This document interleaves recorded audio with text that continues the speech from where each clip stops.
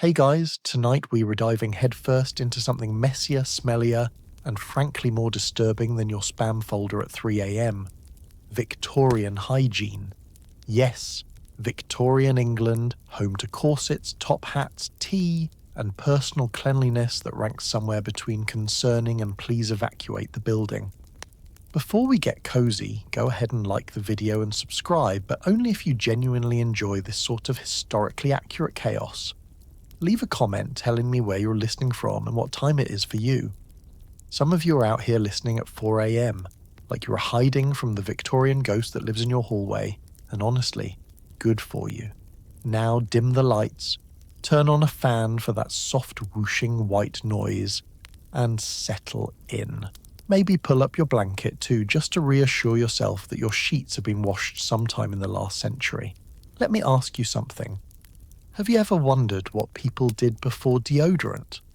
How many layers of wool it takes to trap every regret you've ever had? Whether Victorian shampoo was just prayer and vibes?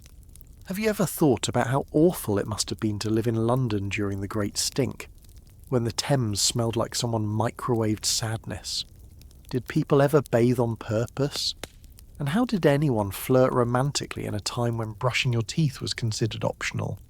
Imagine trying to impress someone while both of you smell like a chimney that failed its health inspection. And now, congratulations. You've just woken up in Victorian England sometime in the late 1800s. The air is thick, the streets are louder than your neighbour's leaf blower, and the city smells like a soup made entirely of regret. Good luck. You open your eyes to the soft glow of London daylight filtering through soot-stained curtains. And the first thing you notice is the smell and aroma that sits somewhere between unwashed wool and damp fireplace. You lie there for a moment, letting your consciousness slowly boot up like a Victorian Windows 95, and the scent continues to sink in. It is not one singular odour, it is a layered experience. Notes of coal dust, undertones of cold tea, a hint of something that might once have been a potato, and of course, the unmistakable tang of a chamber pot that has never once been emotionally stable. This is your bedroom now, congratulations. The mattress beneath you is stuffed with horsehair, straw, and maybe whatever emotional baggage the previous tenant left behind. It crackles faintly as you shift, like it's whispering, "Good morning." I offer zero lumbar support. You pull the blanket closer, and the wool scratches your chin in a way that can only be described as aggressively textured. In the modern world, you might complain about a duvet cover bunching up. In Victorian England, your bedding is basically a wearable exfoliating scrub. Let us talk temperature. Your room is cold, not pleasantly cold, like a hotel room you've set to absolute. Tundra, but cold in a way that feels personal. Victorian cold isn't just environmental, it is judgmental. It seeps through the cracks in your windows like it is trying to remind you that insulation won't exist for another century. Your breath forms tiny clouds, and you briefly consider selling them as artisanal mist. Outside, the city groans awake. Horse hooves clatter on cobblestones. A vendor yells something about fish, in a tone that implies an ongoing personal crisis. Somewhere in the distance, a factory begins coughing smoke into the air, with all the grace of a Victorian uncle who insists he's never felt better while clearly wheezing. Every sound filters through the thin walls of your room, offering you a daily reminder that privacy is a myth invented in 1983. Now back to the smell, because Victorian London likes to keep things interesting. You shuffle upright, and the air shifts just enough to reveal new scent notes. The dried flowers hanging near your window contribute a faint whisper of dusty lavender. The shoes by your bed emit the unmistakable aroma of, "I walked through something last week and I'd rather not discuss it." And your clothing, neatly folded in a corner, radiates the same bouquet as a wool coat in a rainstorm, a sort of damp, melancholy hug. As you stand, the floorboards creak loudly, as if announcing you to the entire building. In modern life, You might worry about waking your partner. Here, the concern is waking the structural integrity of the house, which is hanging on by a single nail and pure stubbornness. You look around your cramped space, your wash basin, your cracked mirror, your small wooden chair, and you realize everything in this room has seen things. Intense things. Things involving soot, rats, and the kind of humidity created by 7 layers of clothing. You make your way to the window, push it open, and inhale what you hope will be fresh air. It is not fresh air. Instead, the outside greets you with a lovingly curated mix of coal smoke, horse manure, and the river is having a bad day. It's like sticking your head into a scented candle called industrial catastrophe. You quickly shut the window again, trying not to cry. And yet, there is something strangely cozy about it all. Maybe it is the glow of the morning light bouncing off your chipped wash basin. Maybe it is the fact that the city sounds remind you are not alone. Maybe it is the sheer determination it takes to wake up each day in a room that smells like it was designed by a committee of socks. You stretch, preparing to face the day, knowing that your morning routine won't involve hot showers, electric kettles, or skincare products. Instead, you'll be relying on cold water, a bar of soap shaped like a regret, and the faint hope that today's smells will be slightly less catastrophic. But don't worry. This is just the beginning. Victorian Hygiene has many more delightful surprises waiting for you, each more questionable than the last. Victorians believed too much bathing weakened the body, which is convenient when you don't have indoor plumbing. You roll out of bed and immediately face the next challenge of the Victorian morning, confronting the fact that you are, by all modern standards, catastrophically unwashed. In today's world, skipping a shower for 24 hours makes you feel like a swamp creature. But here, in 19th century England, not bathing isn't laziness, it's a lifestyle philosophy. It is practically a religion, one built on the belief that warm water steals your soul, or at least your immune system. So you stand before your wash basin, peering into the small pool of cold, slightly grey water, and think, this counts right. Because in Victorian society, this is bathing. A damp cloth here, a polite splash there, maybe an extra wipe behind the ears if you're feeling particularly decadent. Anything more than that, that's a Tuesday sin. Something that invites judgment from neighbours who have not washed their legs since Prime Minister Peel was in office. Let us talk about logic. Victorians argued that bathing too often shocked the pores, which honestly sounds like the sort of thing your one co-worker says when he insists deodorant is a government conspiracy. Doctors even believed that warm baths could lead to dangerous overheating of the blood, which is impressive considering Victorian London could barely get water above lukewarm disappointment on the best of days. You glance at the water pitcher, knowing it took someone a good 10 minutes to haul this from the communal pump outside. 10 minutes of back-breaking work for you to splash half a cup onto your face and say, "Ah, yes." Refreshed. You dip the cloth in and touch it to your arm. The cold hits you like a Victorian tax bill, abrupt, insulting, and unavoidable. As you wash, or rather wash, you remember that cleanliness here isn't about removing dirt. It's about moral purity. Victorians truly believed that a clean mind mattered far more than a clean body, which sounds beautiful and philosophical until you smell the inside of a horse-drawn omnibus and realise that maybe everyone could use a little more physical cleanliness alongside their spiritual ambitions. Clothing plays a big role in this illusion too. You might not wash your body, but you will absolutely layer on cleanish garments and declare yourself fresh, like you've just walked out of a 19th century cologne advertisement. A crisp collar supposedly did more for hygiene than actually removing grime. It's like ironing your shirt after running a marathon. You look better, but you still smell like doom. Now, if you're a wealthy, truly wealthy, you might indulge in an actual bath once a week. Maybe even twice if you're feeling rebellious. That involves servants filling a tub with multiple buckets of water heated by a stove so temperamental it probably has opinions about politics. But for regular folks like you, a full bath is a rare luxury, like spotting a unicorn or finding a strawberry in 1847 that doesn't taste like sadness. Shampoos aren't really a thing yet either, so you maintain your hair by brushing it. Vigorously, aggressively, repeatedly. The idea is that brushing distributes the natural oils, which sounds like something a modern hair care influencer might endorse ironically, but here it is your only option.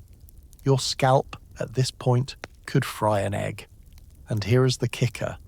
Victorians didn't smell as bad as you'd think, or at least they didn't notice, because the stench was universal. When everyone's nose is surrendered, harmony is achieved. It's like working in an office where the microwave always smells like burnt popcorn. Eventually, you just accept it. You finish your minimalist ritual, patting your face dry with a towel that feels like sandpaper made of good intentions. You take a breath, unfortunately, and straighten your collar. Clean? No. But clean enough by Victorian standards, which is a bar so low you could trip over it.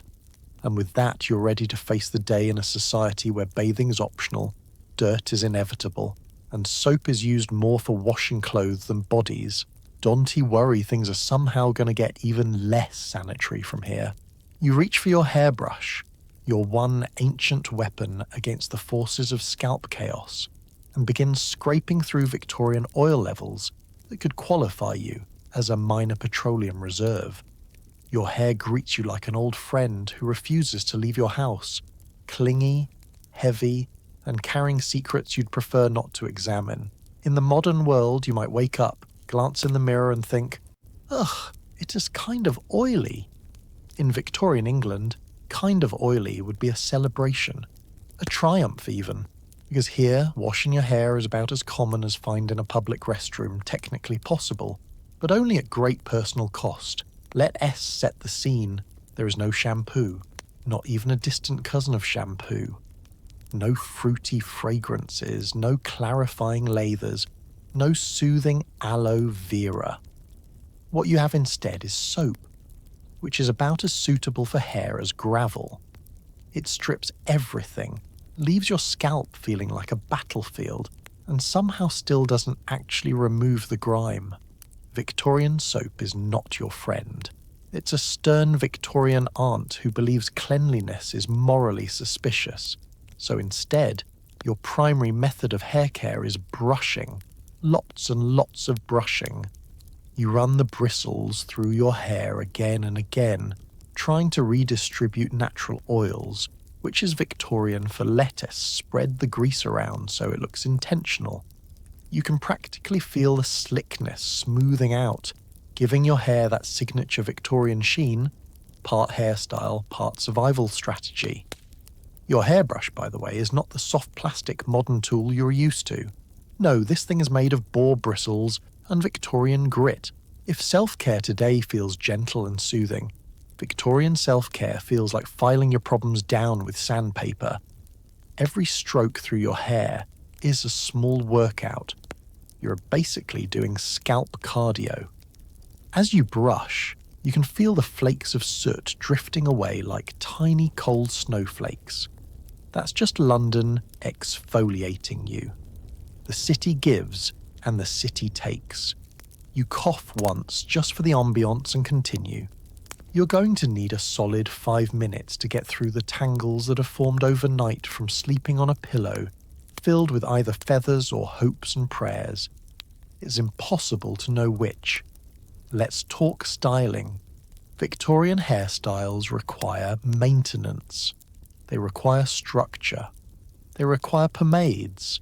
Thick, waxy pomades that give your hair the hold of wet cement and the shine of a freshly buttered dinner roll. These are made from things like bear fat, lard, or beeswax, because in the 1800s, everything either came from an animal or doubled as a candle. You warm a bit between your fingers and slick it into your hair, shaping it into whatever style is fashionable in your social class. The result is sturdy, impressively sturdy. Victorian hairstyles are not here to move. They're load-bearing, they're aerodynamic. They could survive a windstorm and a scandal. And here's the thing. Even though your hair feels heavy enough to anchor a medium-sized boat, Victorians saw this as a good sign. Glossy, oily hair meant vitality because if your scalp produced oil, surely your body was thriving.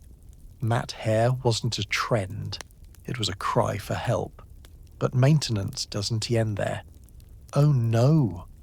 You're expected to brush not once but multiple times a day. Women were told to brush their hair 100 strokes every night before bed. 100. That's not hair care, that's a full-time job. Meanwhile, men were advised to keep their hair neat and trimmed, which is difficult when your barber might also be your dentist and your part-time bloodletting professional. As you finish, you look in your cracked mirror and assess the results. Somehow, against all odds, your hair looks respectable, maybe even stylish. There's a certain charm to it, like a candlelit glow but greasier. You tuck a stray strand back into place and hope it stays there, held by the combined strength of pomade and fear. You take a breath. Your hair is done, or rather, it is as done as it ever will be in an era where washing it too often is considered borderline rebellious. But don't get too comfortable, because if you think managing Victorian hair is complicated, wait until you meet Victorian clothing, the cloth-based escape room you must navigate next. As you layer on multiple garments, you notice that every piece of clothing seems designed to restrict movement, dignity, and airflow. You're basically wrapping yourself in a woolen panic attack. You take a deep breath, your last comfortable one for a while, and begin the slow, ceremonial ritual of Victorian dressing. Getting dressed in the 1800s isn't a simple pull-on pants, shrug at mirror, leave house kind of situation. No, it's an event, a strategy, a full-body negotiation between you and fabrics that hold grudges. You start with the base layers. These are not cute modern base layers made of breathable fabrics and clever moisture-wicking technology. These are long, heavy undergarments made of wool or cotton, thick enough to keep you warm, but also heavy enough to ruin your posture. They cling to you with the clinginess of a toddler who refuses to go to daycare. Then comes the corset. Or, if you are dressing on the masculine side of Victorian fashion, the cravat, an entirely different form of neck-based torture. But let us start with the corset, because this is where things get truly intimate. The corset stares back at you with the energy of a Victorian schoolteacher, ready to deliver disappointing news. It's stiff, tightly laced, and profoundly unsympathetic. Its entire mission is to shape your torso into a fashionable silhouette, while simultaneously reminding you that comfort is a luxury you will not be experiencing today. You take hold of the laces and begin tightening. First, you pull lightly, nothing. Then you pull harder and suddenly you feel your ribs making introductions to each other like awkward guests at a party. Your breathing becomes shallow, delicate, and somehow polite. You're not gasping. You're simply encouraging your lungs to take smaller sips. Once secured, the corset doesn't just hold you, it owns you. Want to bend over? Absolutely not. Want to twist? Who do you think you are? Want to sit? Only if you enjoy sitting, like you're reposing for a formal portrait of someone whose entire personality is mild discomfort. Meanwhile, if you're putting on a cravat, you're participating in a different form of fashion suffering. A cravat is basically a long strip of fabric that you wrap around your neck in a decorative knot that says, "I might faint, but I'll look elegant doing it." It is like wearing a tie that has decided it's in charge now. You wrap the cloth snugly, not too tight, because you'd like to remain conscious, but not too loose either, because heaven forbid you look casual before 1900. The end result is a stylish neck hug that restricts your breathing just enough to remind you that vanity has consequences. Next, you add your outer layers. For women, petticoats, overskirts, bodices, shawls. For men, waistcoats, high-collared shirts, coats with lapels so stiff they could double as weapons. Everything is buttoned, laced, pinned, or tied. Nothing stretches, nothing gives. Victorian clothing is built like a moral code, rigid and layered. By the time you're fully dressed, you've added anywhere between 4 and 10 layers. Each layer has its own opinions about how you should move. Lifting your arms becomes a delicate endeavour, similar to manoeuvring with a very full cup of tea. Turning your head requires commitment. Walking becomes a calculated act. Running is not physically possible unless you want to recreate the sound of a collapsing bookshelf. You step toward the mirror with the grace of someone who has just been repackaged for shipping, and yet you can deny it. You look incredible. There is a dignity to Victorian fashion, even if that dignity is achieved by sacrificing circulation. Your posture is perfect, because it has to be. Your silhouette is striking, and your movement slow, deliberate, mildly suffering makes you look like a character in a BBC period drama. Still, the reality remains. Your clothing is not designed with your comfort in mind. It is designed to make a statement. And that statement is, I will endure several hours of rib compression because society demands it. With your layers in place and your blood flow negotiating its rights, you prepare to face the day. And if you think getting dressed was a challenge, just wait until you try going outside, where the air quality is as breathable as a brick and the smells are actively plotting against you. You head out for a simple breakfast, only to discover that even your food tastes faintly of pollution. It is like dining in a scented candle called Industrial Revolution. You step outside, wrapped in your layers of Victorian fabric and emotional compromise, and immediately the city greets you with a lungful of air that feels like it has been pre-chewed.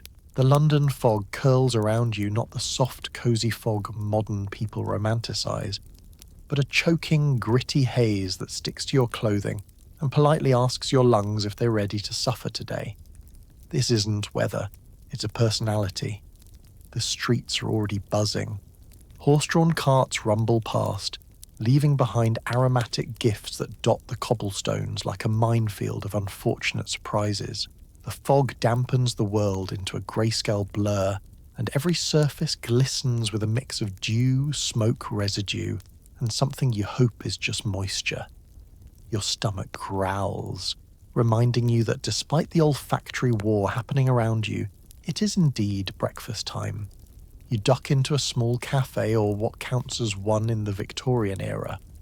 It's more of a cramped, dimly lit room with a few wobbly tables and a counter staffed by a man who looks like he hasn't blinked since the Crimean War. A small stove crackles in the corner, valiantly attempting to warm the room, but mostly filling it with the scent of burning coal and regrets. You sit down, and the chair groans beneath you like it too has seen things.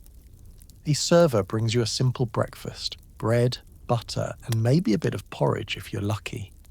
The bread is dense enough to qualify as structural support, and the porridge has the texture of a beige argument. Still, it is food. Historical food. You're trying to be grateful. You take your first bite and taste London. There it is. The faint hint of smoke, the mild tang of coal dust, a whisper of the Thames, floating through like a ghostly seasoning you never asked for. Victorian food isn't bad at sea, just heavily influenced by the ongoing environmental crisis happening outside every window. Even indoors, it is impossible to escape the omnipresent flavour of urban soot. It's like someone took perfectly good porridge and smudged it with charcoal for artistic flair. As you chew, the door opens, letting in a fresh draft of outside air, and suddenly breakfast becomes a multi-sensory experience. The smell of manure drifts in, gently, almost politely, followed by a strong gust of industrial fumes. It's nature and progress, joining forces to ruin your meal. You look around the room. Everyone else is eating without issue. No one seems bothered by the hazy air, the gritty tastes, or the occasional soft thump of something unidentifiable falling into the street outside. This is their normal. They have developed the ability to ignore it, the way modern people ignore the faint hum of appliances. You watch a man butter his bread with the casual confidence of someone who's already inhaled half a fireplace this morning. Then comes the tea. The liquid arrives in a chipped mug and looks hopeful. Tea is the closest thing Victorians have to a daily comfort, a warm embrace in a world filled with dubious smells. You take a sip. The flavour is earthy, slightly smoky, and just a touch metallic, like someone brewed it over coal and optimism. But compared to the porridge, it is practically heavenly. Outside the cafe window, the fog thickens, creating an atmosphere somewhere between mysterious and vaguely apocalyptic. You can see more than a few feet ahead, but you can hear the city. The clanging of metal, the neighing of horses, the distant shouts of vendors haggling with the desperation of people who have not had a proper bath in weeks. You finish breakfast because hunger always wins and stand to leave. The moment you step back outside, the cold, damp air wraps around you again, and the fog swallows your silhouette like you're being absorbed by a very confused cloud. As you head toward your next destination, you realize something. In Victorian London, even breakfast is a battle. Not with flavors or textures, but with the environment itself. The city is in your lungs, your clothing, your hair, and now apparently your digestive system. And the day has only just begun. Because next, you'll be facing something even stronger than the smell of your breakfast. The smell of the Thames. Enjoy. The moment you step near the Thames, your nose files an official complaint. The river doesn't smell, it assaults you. You thought you were prepared. You really did. After all, Victorian London already smells like a cocktail mixed by someone who hates you. Manure, coal smoke, and something damp that refuses to identify itself. But the Thames is in a category of its own. The moment you approach the riverbank, the air changes, thickens even. Your lungs hesitate mid-breath like they were negotiating hazard pay. You take another step and suddenly the scent hits you with all the subtlety of a brick to the face. It's not a smell so much as a physical presence, a fog of funk, a cloud of despair. Imagine every trash day in July combined into one continuous exhale. Imagine a soup made of everything a city wants to forget. Imagine a scented candle called Absolutely Not. Now multiply that by 1,000 and heat it under the summer sun. Welcome to the Great Stink. The Thames in the mid-1800s isn't just polluted, it's weaponized. The river has become London's unofficial garbage bin, toilet, medical waste chute, and emotional dumping ground. Households, factories, tanneries, slaughterhouses, they all toss their byproducts into the water with the enthusiastic confidence of people who do not yet understand bacteria. Raw sewage, straight in. Dead animals, let nature handle it. Industrial runoff, why not? The river accepts all donations. Victorians walk along its banks holding handkerchiefs to their noses, but you have nothing but a sleeve and a prayer. The stench wraps around you like an unwanted hug, clinging to your clothes, your hair, and possibly your soul. Even your corset feels offended. You watch the water for a moment, though water might be too generous a term. The surface is thick, sludgy, more brown than blue, and decorated with floating debris that tells the story of a civilization in denial. Something large and unidentifiable drifts by.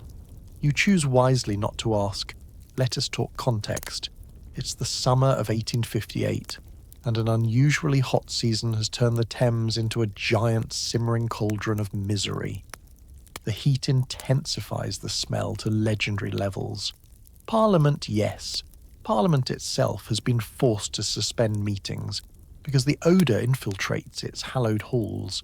Members of government try hanging curtains soaked in disinfectant, but the river simply laughs and continues bubbling malevolently. You take another cautious breath and instantly regret it. Your eyes water. Your stomach offers a polite warning. Even the rats here look offended. A passerby mutters, "It's not as bad as yesterday," and you can tell if they're being serious or if they've fully given up on life.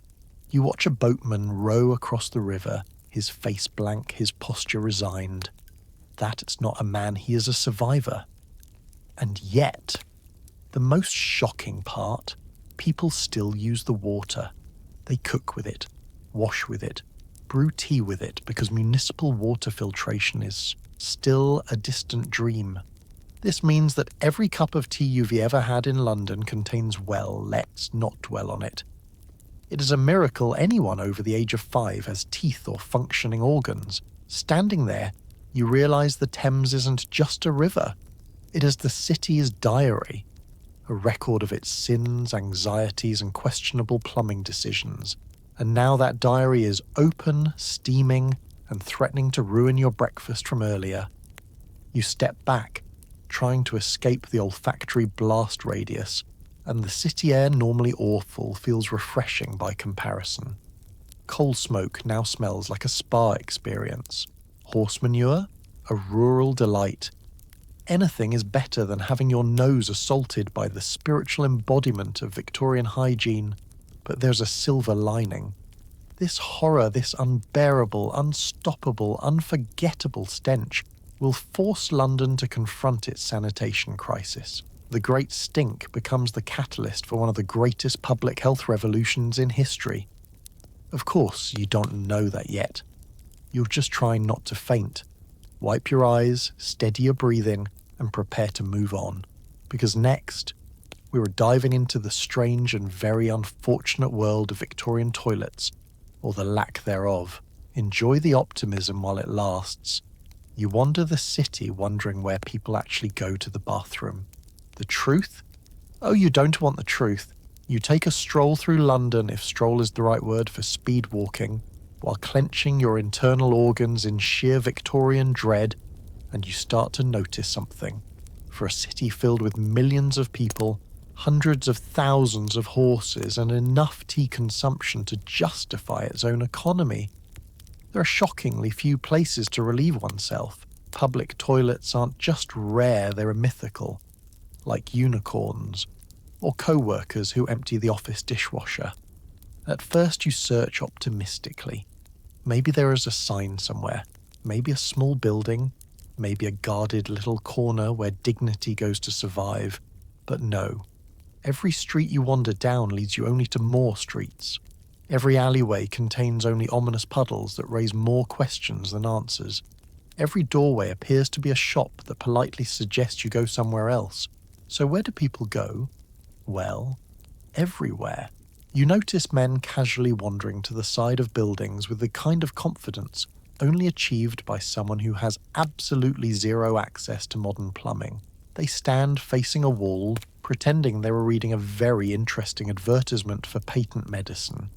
Meanwhile, women face a different problem altogether. They didn't have this freedom, which means their options are even more limited, more uncomfortable, and more unpredictable. And then there are the night soil men, the people whose job is to empty household chamber pots and cesspits under cover of darkness. As you walk, you pass one of their carts and immediately reconsider every life choice that has led you to this moment. You marvel at the bravery, the fortitude, and the absolutely destroyed sense of smell required for this job. These men are the unsung heroes of sanitation, fighting back against Victorian biohazards one bucket at a time. Let's talk about public conveniences, which finally start appearing in the later Victorian era. These are rudimentary pay-to-enter facilities, meaning that not only is your bladder suffering, but your wallet is too. They're usually designed for men first, with urinals that appear to be built by someone who has never used one. Women's facilities lag behind by decades, which means women simply cope. Victorian coping involves layers of clothing, barricade-level petticoats, and a prayer that the day's tea intake was minimal. You pass by a row of newly installed male urinals, iron structures in the shape of half walls. They offer all the privacy of a bus stop and all the hygiene of, well, Victorian London. You watch a man use one with the efficiency of someone who has long since surrendered to the realities of urban life. The air around it smells like determination and regret. But the real horror isn't the scarcity of toilets. It's the alternatives. London's narrow alleyways and secluded corners contain evidence that people have been improvising for centuries. You learn quickly to avoid stepping near doorways, stairwells, and suspiciously damp patches if the cobblestones glisten in a particular way. You keep walking, and here's the surprising part. Londoners don't even seem fazed. This is normal to them. They've adapted. They've developed a sixth sense for avoiding questionable puddles. You, however, are still in the fragile stage, wide-eyed, anxious, clutching your corset or cravat like a personal flotation device. Eventually you spot a small, newly built public facility, one of the rare ones. Salvation! You quicken your pace. There is even a sign, public convenience. You approach eagerly only to discover the entrance fee is higher than the cost of lunch. In Victorian terms, using the restroom is basically a luxury spa service. You step back into the street, accept your fate, and continue walking. Everyone else seems to manage somehow. You will too. Probably. Maybe. Hopefully before the next tea break. Victorian Hygiene isn't just about smells, it's about constant bodily negotiation. And as you head toward your next stop, you realise something important. If you think public toilets are bad, wait until you meet their domestic counterparts. Welcome to the dark, legendary world of the chamber pot. Your home toilet system consists of a ceramic pot that sits under your bed, silently judging you until morning, when someone empties it out the window like a terrible surprise. You return home after navigating London's open-air gauntlet of questionable puddles, and the moment you step inside your rented room, you are reminded of the silent roommate lurking in the shadows, the chamber pot. It sits innocently enough, round, ceramic, floral patterns, if you're lucky, like a decorative bowl with a dark secret. In the soft glow of your candlelight, it almost looks quaint. Almost. Chamber pots are the Victorian answer to the bathroom problem, and by answer I mean one of history's boldest compromises. It is not a toilet, not a bucket, not quite furniture, just an object whose sole purpose is to collect the unfortunate realities of human biology, and it lives under your bed. Right there, all night, like a porcelain ghost of bad decisions. At first, you try not to think about it. You pretend it isn't there, the way people today pretend not to see unread emails. You distract yourself by adjusting your collar or smoothing your hair, but eventually, your body taps you on the shoulder and whispers, "Hey, we have to talk." And there it is, the moment of reckoning. You pull the chamber pot into the open like you're summoning a demon. It scrapes across the floor with a sound that could haunt small children. You lift the lid, if it even has one, and stare into the abyss. The abyss stares back. This is your life now. Victorians treat chamber pots like normal household objects, a necessity, a convenience, a polite alternative to wandering outside in the cold. But to you, dear time traveller, it's a tiny ceramic horror movie. You place it gingerly before you, trying to maintain your dignity, a difficult task when your bathroom has lace painted on it. Privacy, a concept that does not exist. In a boarding house, walls are thin and floors creak. Every sound you make becomes a shared community event. You sit there, mortified, praying your neighbours are asleep and not silently judging your digestive system. You try to imagine you're somewhere else, a forest, a spa, literally anywhere with plumbing, but the chamber pot insists on grounding you in reality. Once the deed is done, you slide the pot back under the bed like you're shoving away evidence. And now begins the worst part, knowing you have to sleep above it. Modern mattresses may claim to breathe, but Victorian beds breathe around a container you'd prefer not to think about. You lie there wondering how Victorian romance ever happened. How did couples flirt? How did they get married? How did they look each other in the eye, knowing everyone was one misstep away from kicking a ceramic regret bomb? Morning brings no relief. In fact, the morning ritual is worse. If you're wealthy, a servant empties the pot. If you're not well, congratulations, guess who was doing it? You lift the pot, arms extended like it is radioactive, and head toward the window. Because yes, historically, many households disposed of the contents by tossing it directly into the street. You crack open the window. A waft of London air, equal parts fog, coal and despair, rushes in. You check for pedestrians, hopefully none. Hopefully no one is wearing their nice hat. And then the splash. A splash that contributes to the daily mystery puddles you encountered earlier. You close the window quickly, as if trying to erase your involvement. This is sanitation in the era before guilt-free plumbing. A time when the city streets were a mosaic of whatever people flung out of their homes. You can dwell on it too long, or you'll start questioning every step you've ever taken. You return the chamber pot to its hiding place. Wipe your hands on the nearest cloth, trying not to think too hard about its washing frequency. And take a deep breath. You survived another round. Barely. But the day waits for no one. And now that you've experienced the indoor horror bucket, it is time to discover why Victorian Laundry Day isn't the fresh, floral fantasy you might hope for. Spoiler, everything is damp, smells wrong, and takes 3 days to dry. Enjoy. Victorian laundry is not a weekly task, it is more of a seasonal event. Everything you own smells faintly of smoke, rainwater, and someone else's personal history. Laundry Day, if you can call it a day instead of an ordeal that spans multiple eras, is less a routine chore and more a rare atmospheric phenomenon. It happens only when the stars align, the weather cooperates, and someone in the household finally snaps and says, "We cannot continue living like this." Until that moment arrives, your clothing simply exists, in a gentle fog of questionable scent. You begin your morning knowing it as laundry time, because your shirt, when lifted, audibly crunches. Somehow it has developed texture, a personality. It smells like a campfire that got rained on and then emotionally gave up.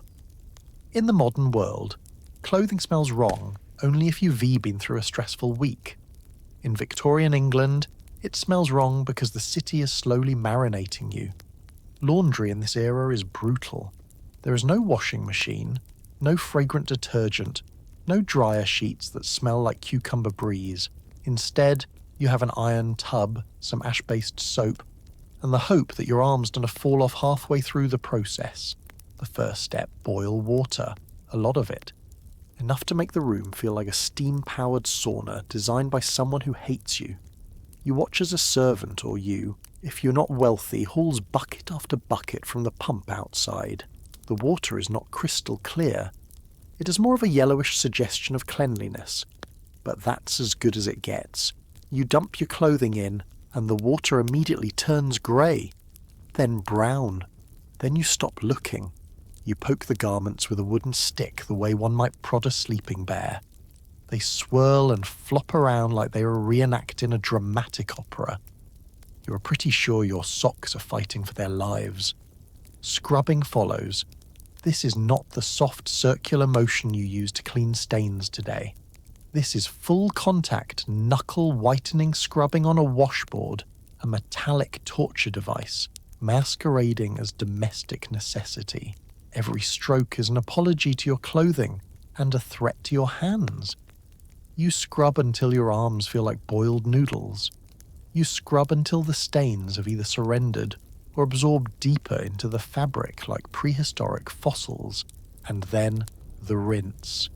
You lift each dripping garment, suddenly aware that wet Victorian wool has the mass and emotional weight of a small planet. Water streams back into the tub, splashing everywhere, including right into your shoes.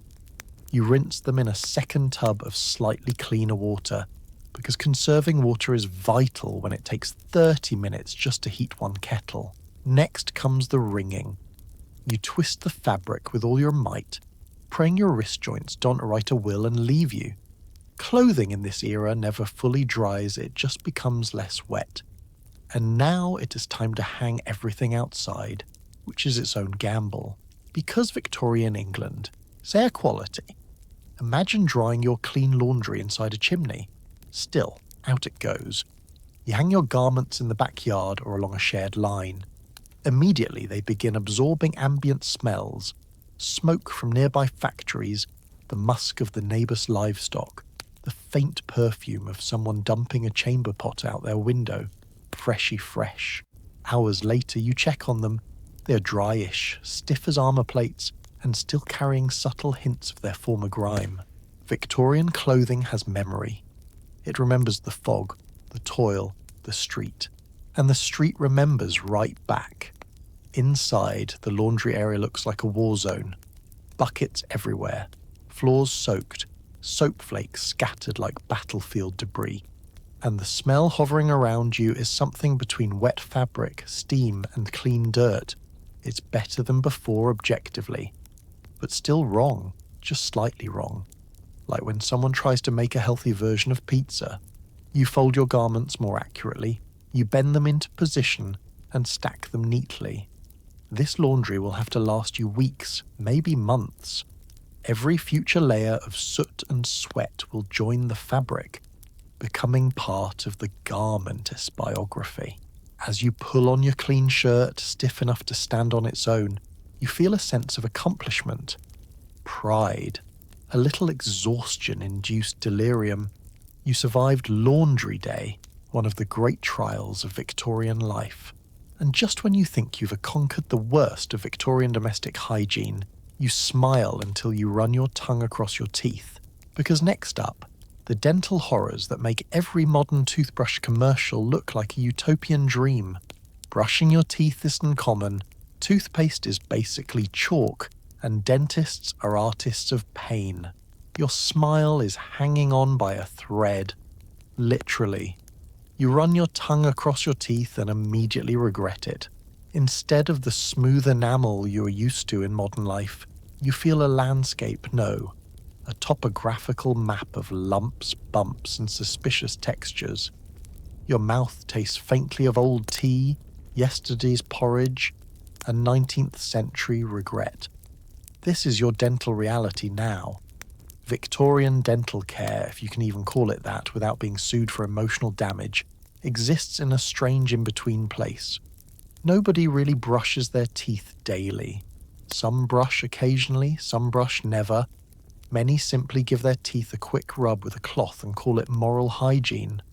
Why? Because toothpaste is still evolving and not in a cute Instagram-friendly way. Early Victorian tooth powder is basically chalk mixed with a prayer. Some recipes toss in crushed seashells, others add soot or salt. A few fancy versions contain baking soda, but don't get too excited.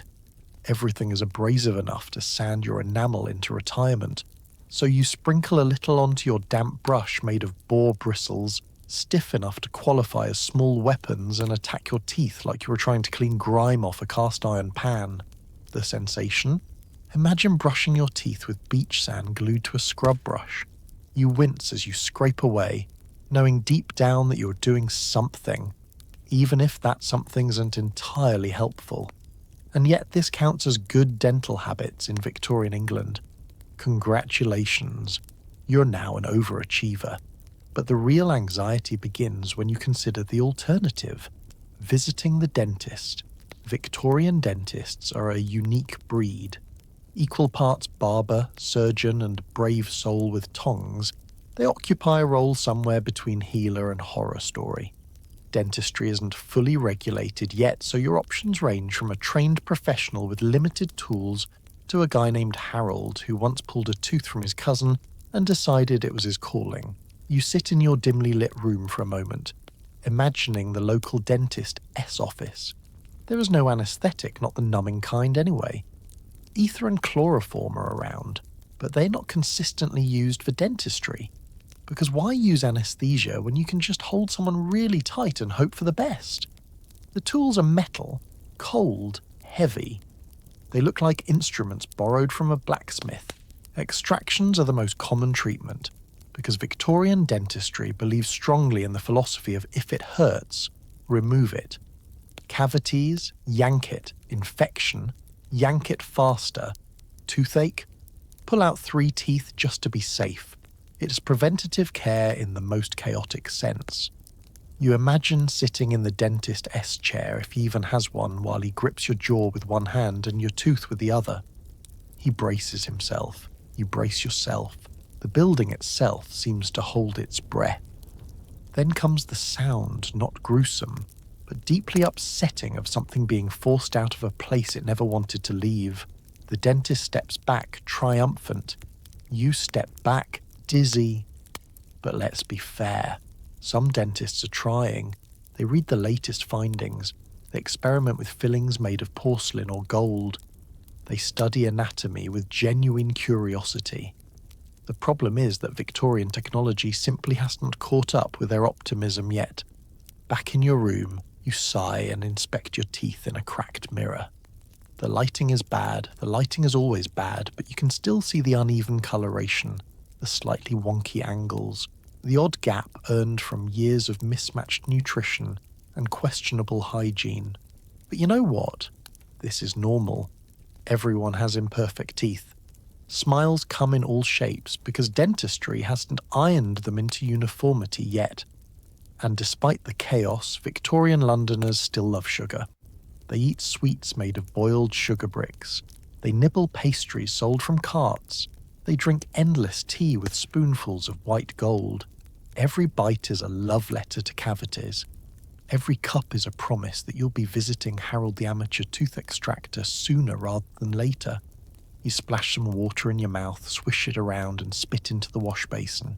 It doesn't do much, but it makes you feel cleaner, which is half the battle in a century where cleanliness is mostly an emotional exercise.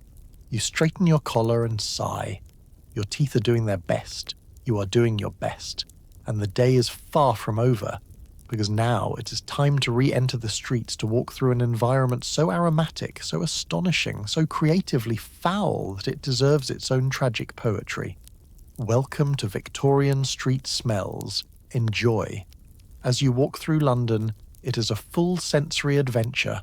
Rotting horse manure, smoke, puddles of unknown origin, and a hint of please, let me go home.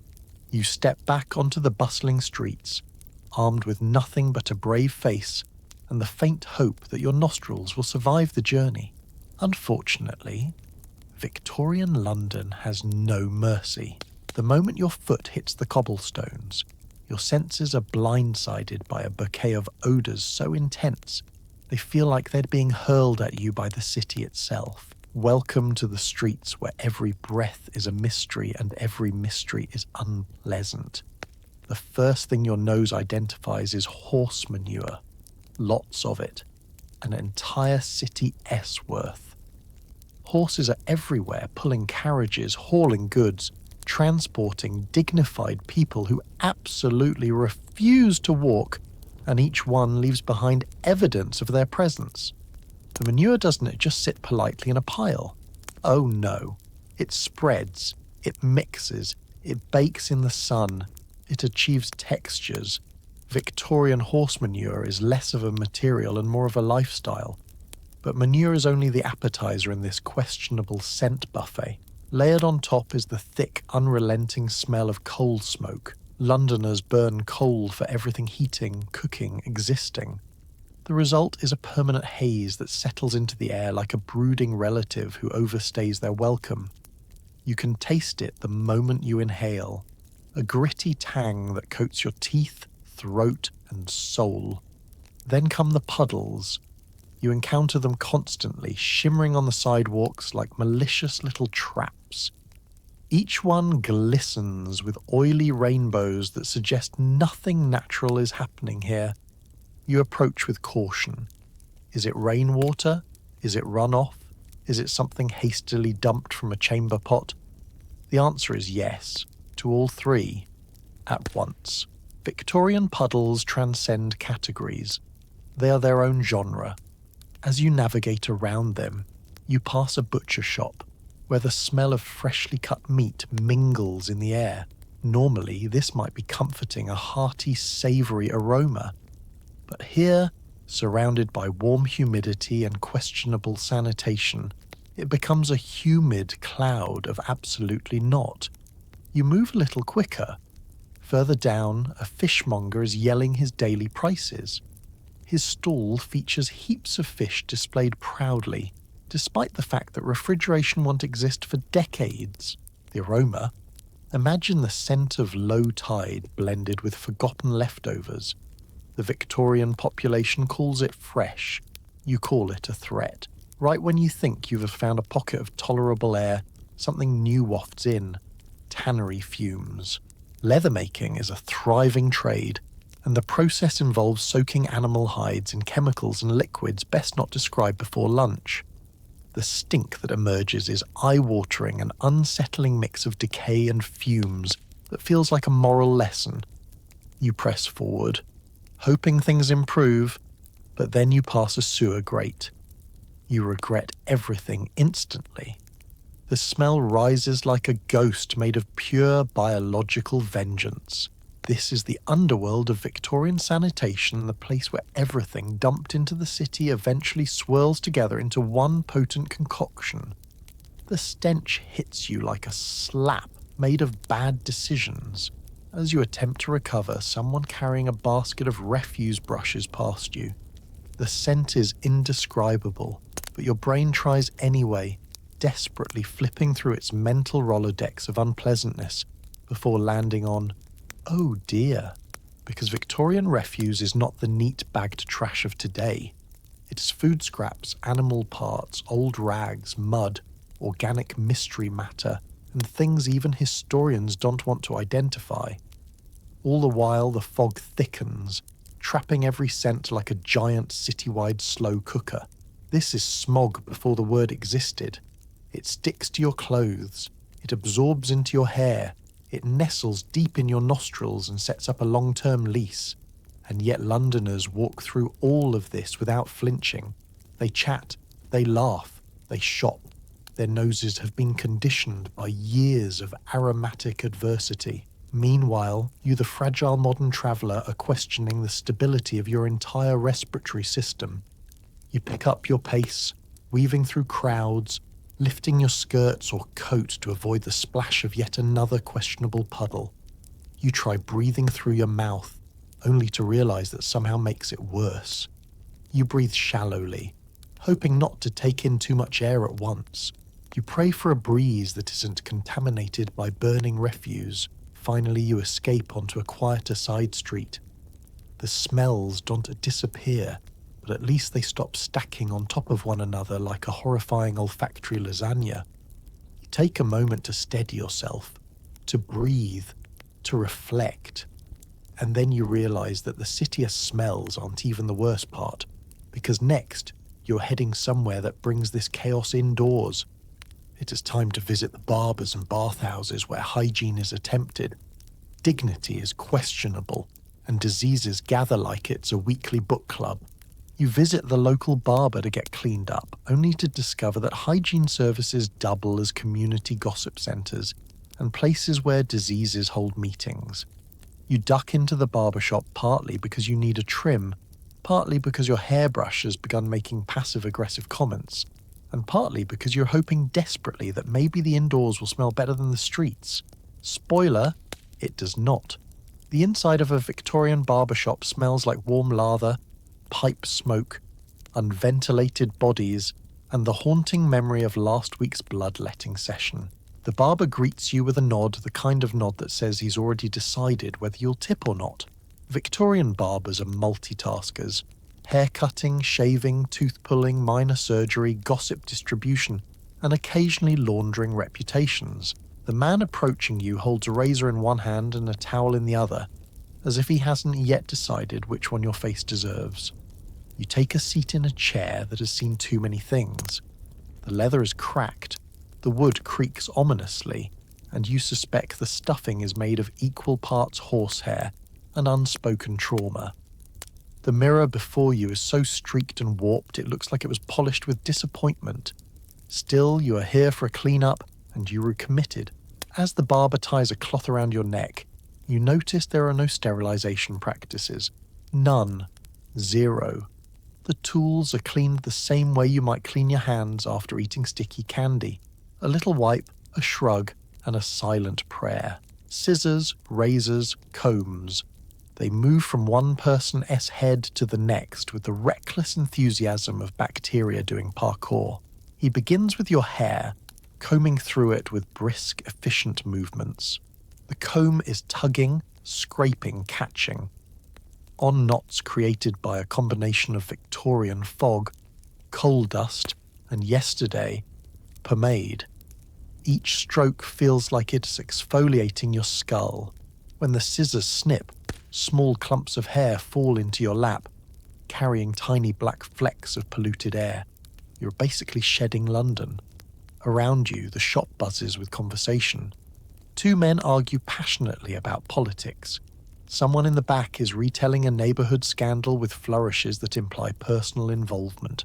The barber drifts between topics effortlessly, weighing in with comments, jokes or noises that might be agreement or indigestion.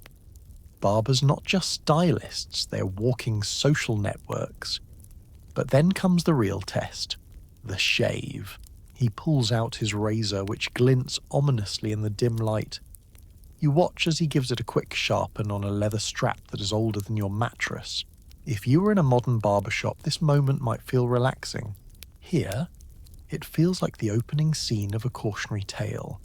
He lathers your face with warm foam, warm because it's been sitting near the stove, not because any thought was given to your comfort. The brush he uses smells vaguely of soap and less vaguely of other people's mornings. Then, with the confidence of a man who has shaved hundreds of faces but never once considered germ theory, he brings the razor to your skin. You hold your breath. Each stroke is careful but slightly too close, like the razor is trying to emotionally connect with you. You feel the telltale scrape of metal against skin, and you pray he doesn't sneeze. He moves your head this way and that, contorting you into angles you didn't know your neck could manage. Every so often he pauses to add more foam, then continues his work with an expression that says he's thinking very hard about tonight as dinner. When it is over, you exhale for the first time in several minutes. Your face now feels smooth, warm, and a little raw, like you've been gently sanded. You dab at your skin with the towel he hands you, trying not to think about whether this towel is the same one used earlier for someone else's dental extraction. You decide not to ask. Ignorance is bliss, bliss and tetanus. After paying, you step back into the street, relieved, cleaned up, presentable, slightly traumatized. But you are not done yet, because a full Victorian hygiene experience requires more than a trip to the barber. It requires a visit to the neighbourhood bathhouse. You follow the signs to the public baths, one of the few places the average person can access hot water in quantities greater than cup. The bathhouse is bustling, men and women separated, each group lined up for their turn in the tubs. You can smell steam and soap from outside.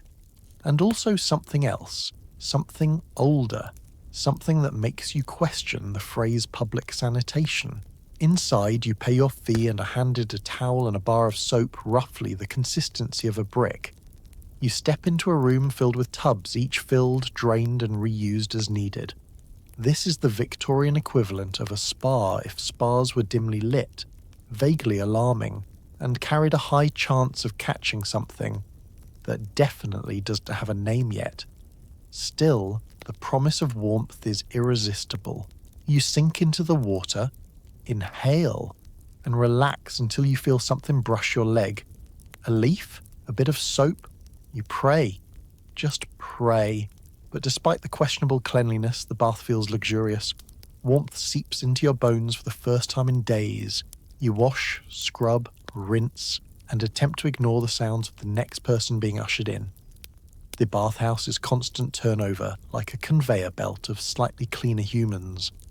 Emerging from the water, you dry off, dress, and step outside again, feeling lighter, fresher, renewed, at least for now, because Victorian hygiene is always temporary, always vulnerable, and as the cool London air hits your still damp hair, you brace yourself, because next comes the rarest, most demanding ritual of all, the miserable, full bath at home.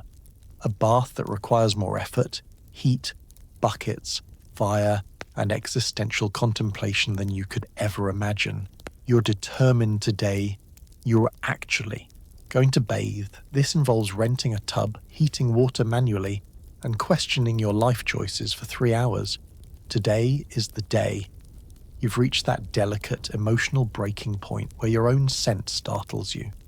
You've endured the barber, the street smells, the fog, the horse-based landmines, and now your body is begging, pleading, filing formal paperwork for a proper wash.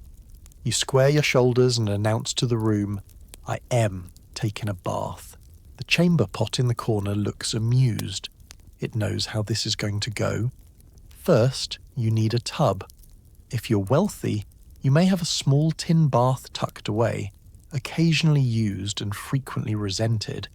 If you're less wealthy, which, let's be real, it means borrowing or renting a portable tub. This involves flagging down someone who rents out household equipment and negotiating a price that makes you wonder if you should just stay dirty forever. Once the tub arrives, it's unfolded in the middle of your room like a portable misery station. It looks part metal, part bucket, part optimism. You stare at it, trying to imagine yourself feeling fresh afterward. This is a fantasy, but you cling to it anyway. Now comes the water situation. Indoor plumbing is still a twinkle in the distant future, so you must fetch water from a communal pump outside. This means carrying heavy buckets one by one, upstairs, through hallways, over sticky floors and past neighbours who stare at you like you're showing off. For each bucket you haul, the tub's water level rises only slightly. It feels like filling a swimming pool with a thimble. Once you have enough water, enough being defined as barely covering your ankles, you must heat it. This requires transferring small quantities of water to a kettle, heating them over the fire and pouring them back into the tub. Repeat. Repeat again. Repeat until you begin questioning the very concept of cleanliness. The room fills with steam, which immediately sticks to your walls, clothing, and emotional state.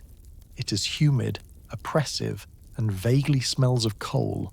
You are sweating from all the lifting and pouring, which means your pre-bath situation is getting worse, not better. Your hair sticks to your forehead. Your corset feels resentful.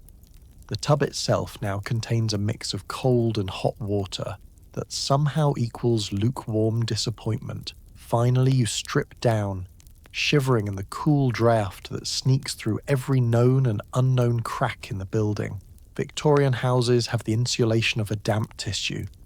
You lower yourself into the tub, and the water greets you with a temperature you can only describe as emotionally conflicted. Not hot, not cold, just shy of hospitable. You take a deep breath and sink in, only to realize the tub is smaller than you anticipated.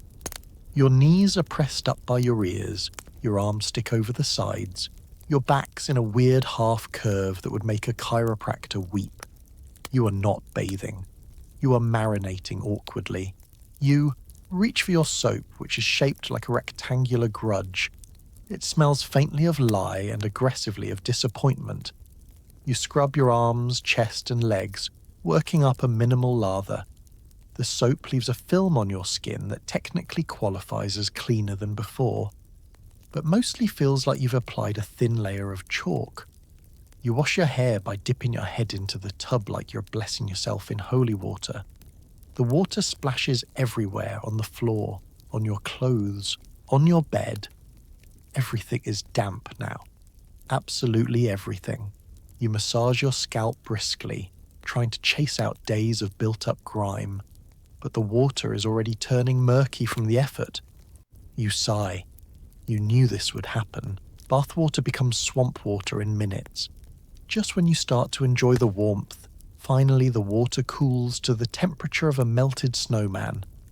Victorian baths give you exactly 45 seconds of comfort before betraying you. You pull your legs in tighter, trying to keep some part of your body submerged, but it is no use. The chill creeps in. The goosebumps rise. Your bath becomes an endurance test.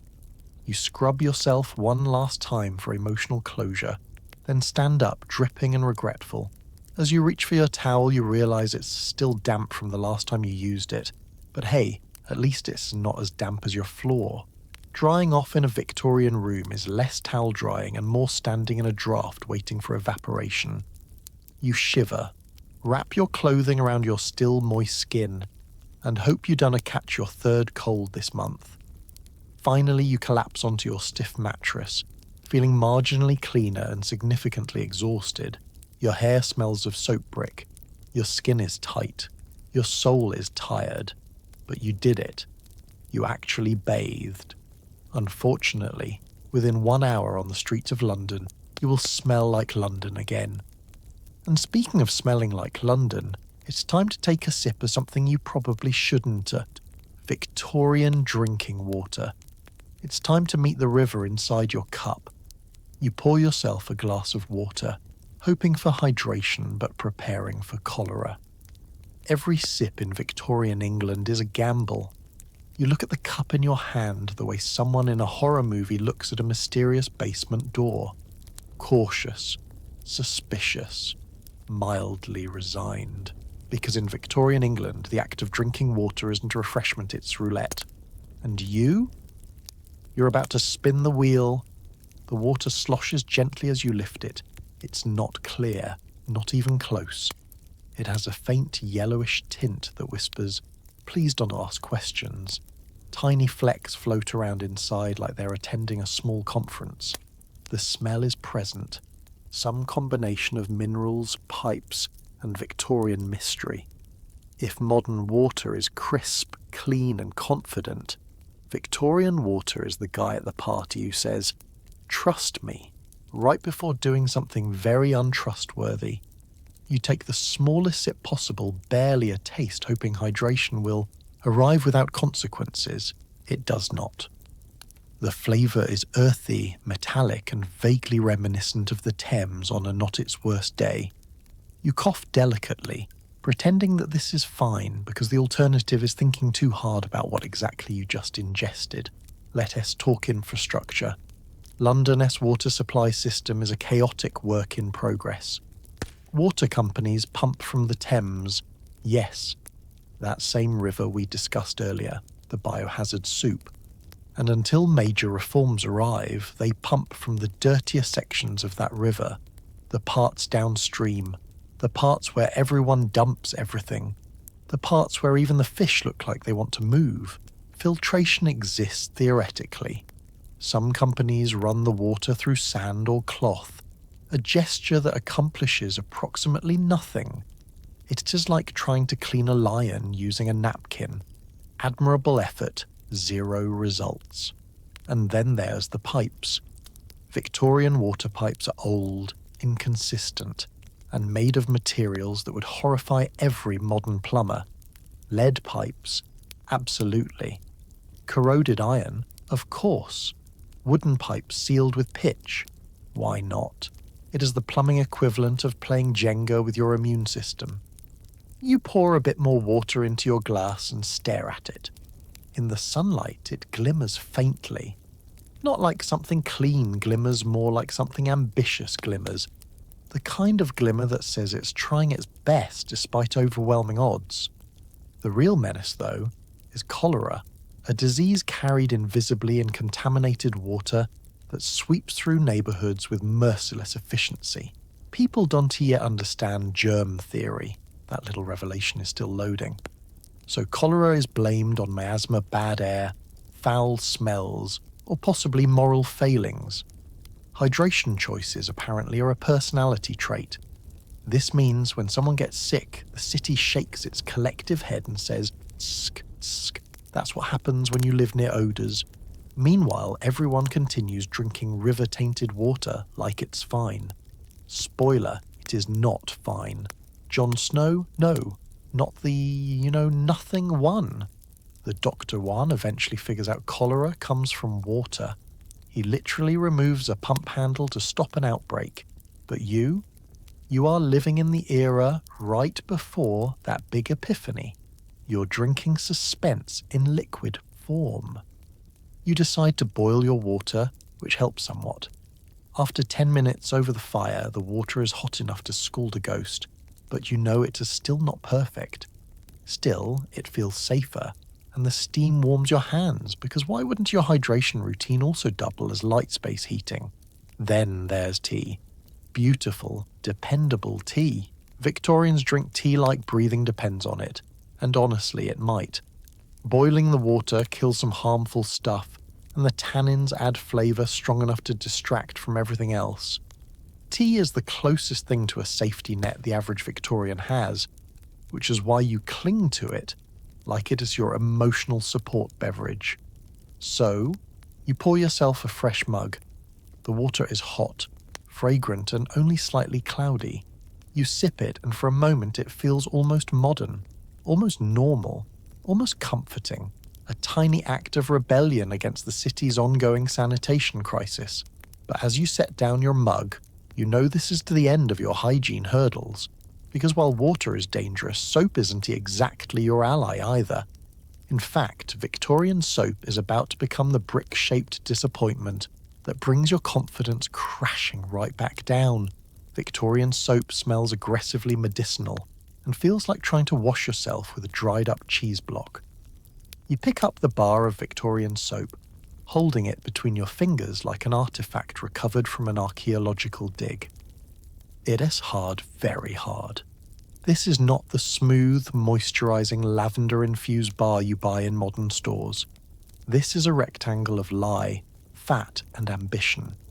It weighs more than it looks, like it's storing the compressed disappointment of everyone who's ever used it. Its texture, chalky, grainy, rough in a way that suggests it might technically be classified as a weapon. If modern soap wants to nurture you, Victorian soap wants to build character. You hold it up to your nose, regret it instantly, and inhale a scent that can only be described as medicinal panic. Sharp, bitter. The aroma of something that definitely kills bacteria, but possibly also hope. Still, this is the best you've got. You wet your hands, rub the bar between them, and notice immediately that it does not lather. Not properly. Oh, there is foam, but it's thin. Weak. The kind of soapiness that feels like it gave up halfway. The suds disappear almost instantly, leaving a film that is both slippery and oddly sticky. You stare down at your hands, unsure if you're a cleaner or simply coated in a new variety of grime. Victorian soap was made from whatever fats were available, animal tallow being the star ingredient. Sometimes it's beef fat, sometimes mutton fat. Occasionally, in very unlucky batches, fat of more mysterious origin. The soap makers smell like smoke, boiling grease, and persistence. The scent clings to their product like it has signed a long-term lease. The most luxurious soaps have additives like carbolic acid for disinfecting, herbs, or heavy perfumes. But even the perfumed versions don't smell pleasant. They smell like Victorian perfumers were at war with nature, and nature was winning. You try using the soap on your body, which requires determination because the bar does not want to glide. It wants friction. It wants resistance. You drag it across your skin like you're erasing yourself from the census. It cleans in the way that sanding something down makes it smoother. You can practically hear your pores tapping out. Rinsing is another matter. The oily residue clings like a Victorian relative who doesn't know when to leave. You splash water repeatedly, cold water, because of course it's cold and your skin squeaks under your fingers. You're not moisturized, you're exfoliated. Deeply, emotionally. Now comes the scent. Modern soap leaves you smelling like a summer meadow, coconut paradise, or gentle eucalyptus cloud. Victorian soap leaves you smelling wash dish, clean adjacent, like someone did attempt hygiene, but also like you may have recently helped operate industrial machinery. There's a faint hint of smoke, a whisper of chemicals, and a strong undertone of medicine cabinet in distress. Victorians, however, are thrilled with it. A person who smells of soap smells of moral virtue, Cleanliness is becoming tied to respectability. If you use soap, even the rough, bitter cheese block kind, you're already ahead of most. But let's be honest, this soap isn't going to cover up the other issues. It won't fight the fog, the soot, the street smells, or the fact that your bathwater turned murky after 10 seconds. It merely suggests politely that you tried. You dry your hands on a towel that is somehow damp, even though you swear you haven't used it in days. The combination of damp towel and soap film creates a sensory experience you try desperately to forget. Your skin feels simultaneously too clean and not clean enough, a paradox only Victorian hygiene can deliver. You place the soap back on its dish, where it sits heavily, ominously, like it's plotting your next exfoliation session. It will be waiting for you. It always is.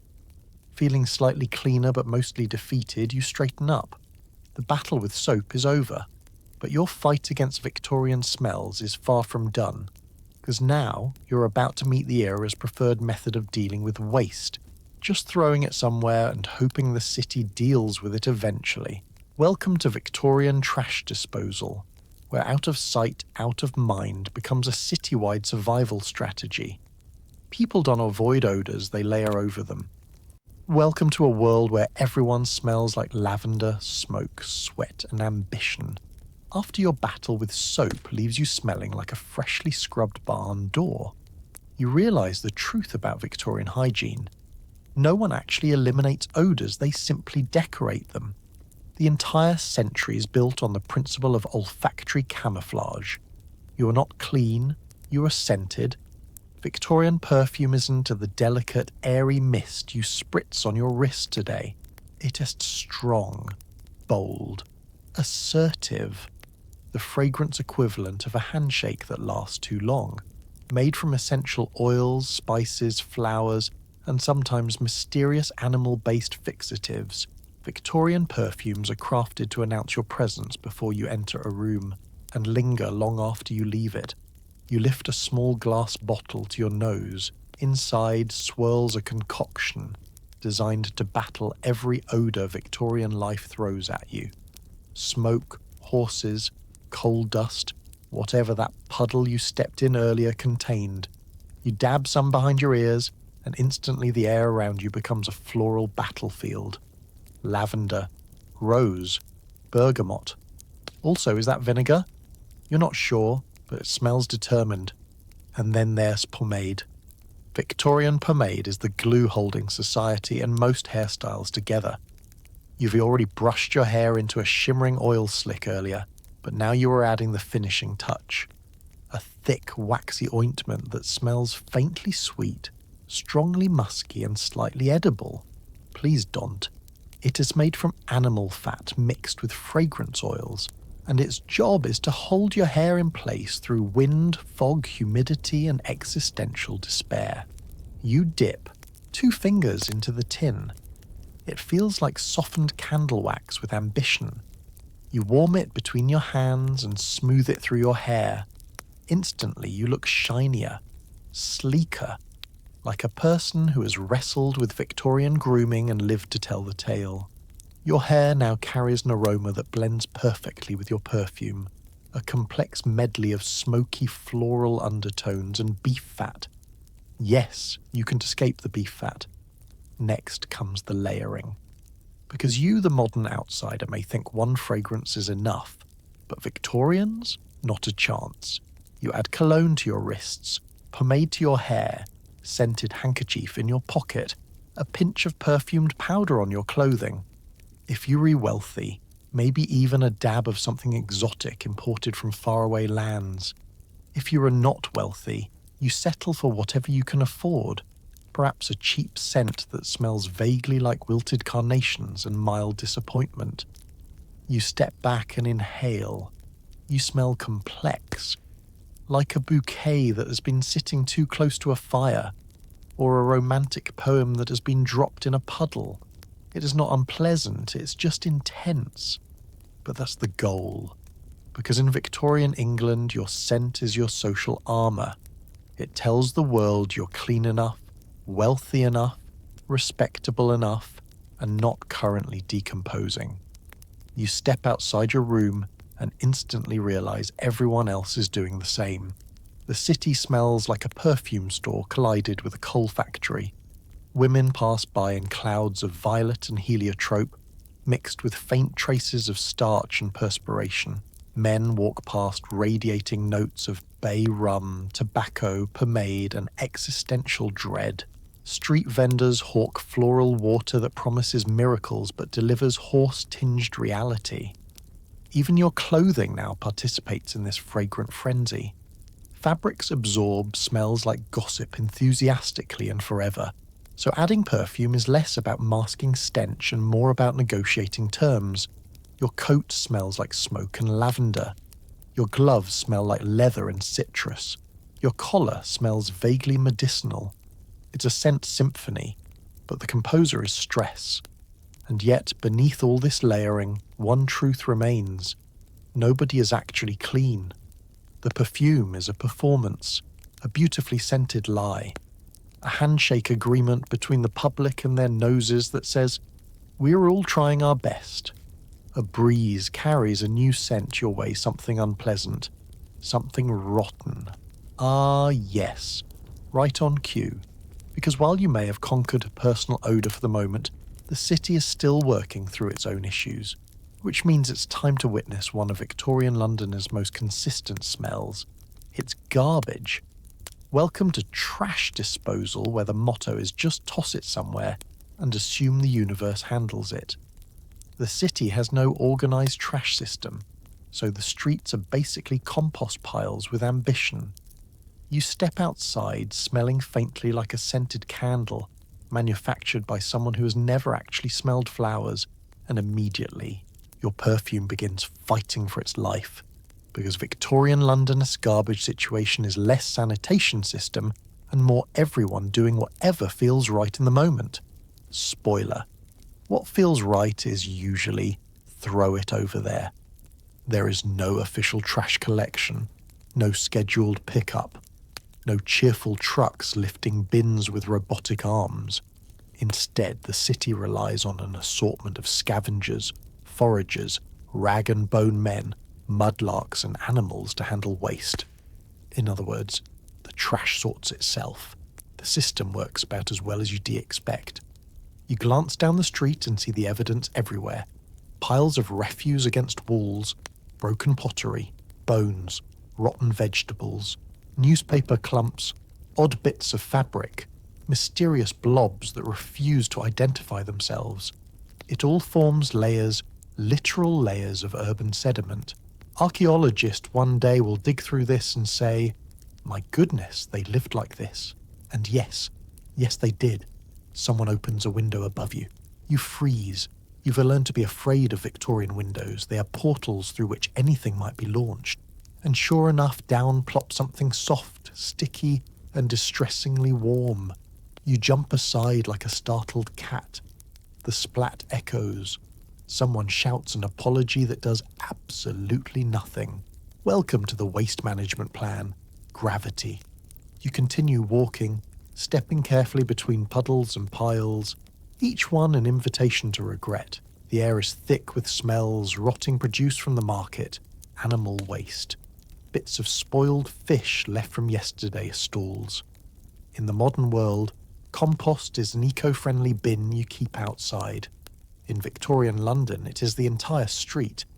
You pass a group of children poking at a heap of discarded cabbage stems with sticks. They are not disgusted, they are entertained. That's the beauty of being a kid. Your threshold for grossness is heroic. Meanwhile, you, the fragile time traveller, are trying not to breathe too deeply, but not all the trash is hopeless. Enter the outcasts turned workers who make a living from the city's waste. Rag and bone men roam with carts shouting for scraps. Rags, bones, they sort through piles like chaotic recycling champions. Bones, sold to be ground into fertilizer. Rags, sold for paper making. Metal pieces, taken to scrap dealers. Anything remotely salvageable? Someone wants it. Then there are the dust men, London's closest thing to sanitation workers. They collect ash from household fireplaces, carting it away to be used in brick making. They don't collect trash, mind you, just ashes. But visually they look like hope wearing a soot coat. By the river, mudlarks scour the Thames at low tide for anything valuable. Nails, coins, discarded objects. Children mostly. Poor children. Digging through river sludge so thick it could hold a conversation. The river gives and takes, usually takes, but sometimes coughs up enough odds and ends for someone to afford bread. Animals play their part too. Stray dogs rummage through heaps. Birds circle above like tiny feathery cleanup crews. Rats they thrive. They're not cleaning as much as they are participating, enthusiastically. All around, the streets pulse with life, decay, commerce, and resignation. People sweep their stoops not to remove trash but to reorganize it. Businesses shovel refuse into communal pits. Slaughterhouses dump animal parts into alleyways. It's a whole ecosystem messy, grim, and remarkably efficient in its own dysfunctional way. And through it all, the city continues functioning. People step around the trash with practiced ease. Markets operate. Vendors shout. Carts roll by. Children laugh. London keeps moving, even if the ground beneath it feels like walking through yesterday's sins. But as you head down the street, carefully avoiding another suspicious heap, you hear a small, unmistakable scratching sound. Rats. Not one, not two. A discreet little army. Because when you have this much trash, the trash tends to recruit. It's time to meet your unexpected, furry, uninvited roommates. The vermin of Victorian London. Your home may include one or more rodent roommates who pay no rent, contribute nothing, and eat better than you do. You step back into your living quarters after navigating the trash-scented obstacle course that is London S streets. And for a brief, hopeful moment, you imagine that being indoors might provide comfort, a sense of safety, a whiff of clean air. Then you hear it. A scuffle, a scratch, a tiny determined squeak coming from beneath your bed. Your chamber pot is not moving that as something else. Something fast, something furry, something that has absolutely no intention of splitting the rent. Congratulations. You have roommates. Victorian homes are structurally charming but functionally porous. Gaps between floorboards, cracks around windows, holes in walls. The architecture is basically a rat invitation printed in oak. Every home, rich or poor, shares the same magical feature. Surprise animals at all hours. You kneel down cautiously and lift the edge of your blanket. Two small beady eyes stare back. A rat plump, confident and radiating the kind of entitlement usually reserved for aristocrats at dinner parties. It doesn't run. It just looks at you like you're the intruder. You slowly lower the blanket again. The rat wins. Rats are everywhere in Victorian London. In walls, attics, cellars, kitchens, bedrooms. They have a thriving social network and a diet better than yours. While you scrape by on toast and questionable tea, they enjoy the bounty of the city's open-air trash buffet. They snack on market scraps, bakery waste, discarded vegetables, and occasionally the food you were saving for breakfast tomorrow. They are thriving, flourishing, living their best lives. And where there are rats, there are others.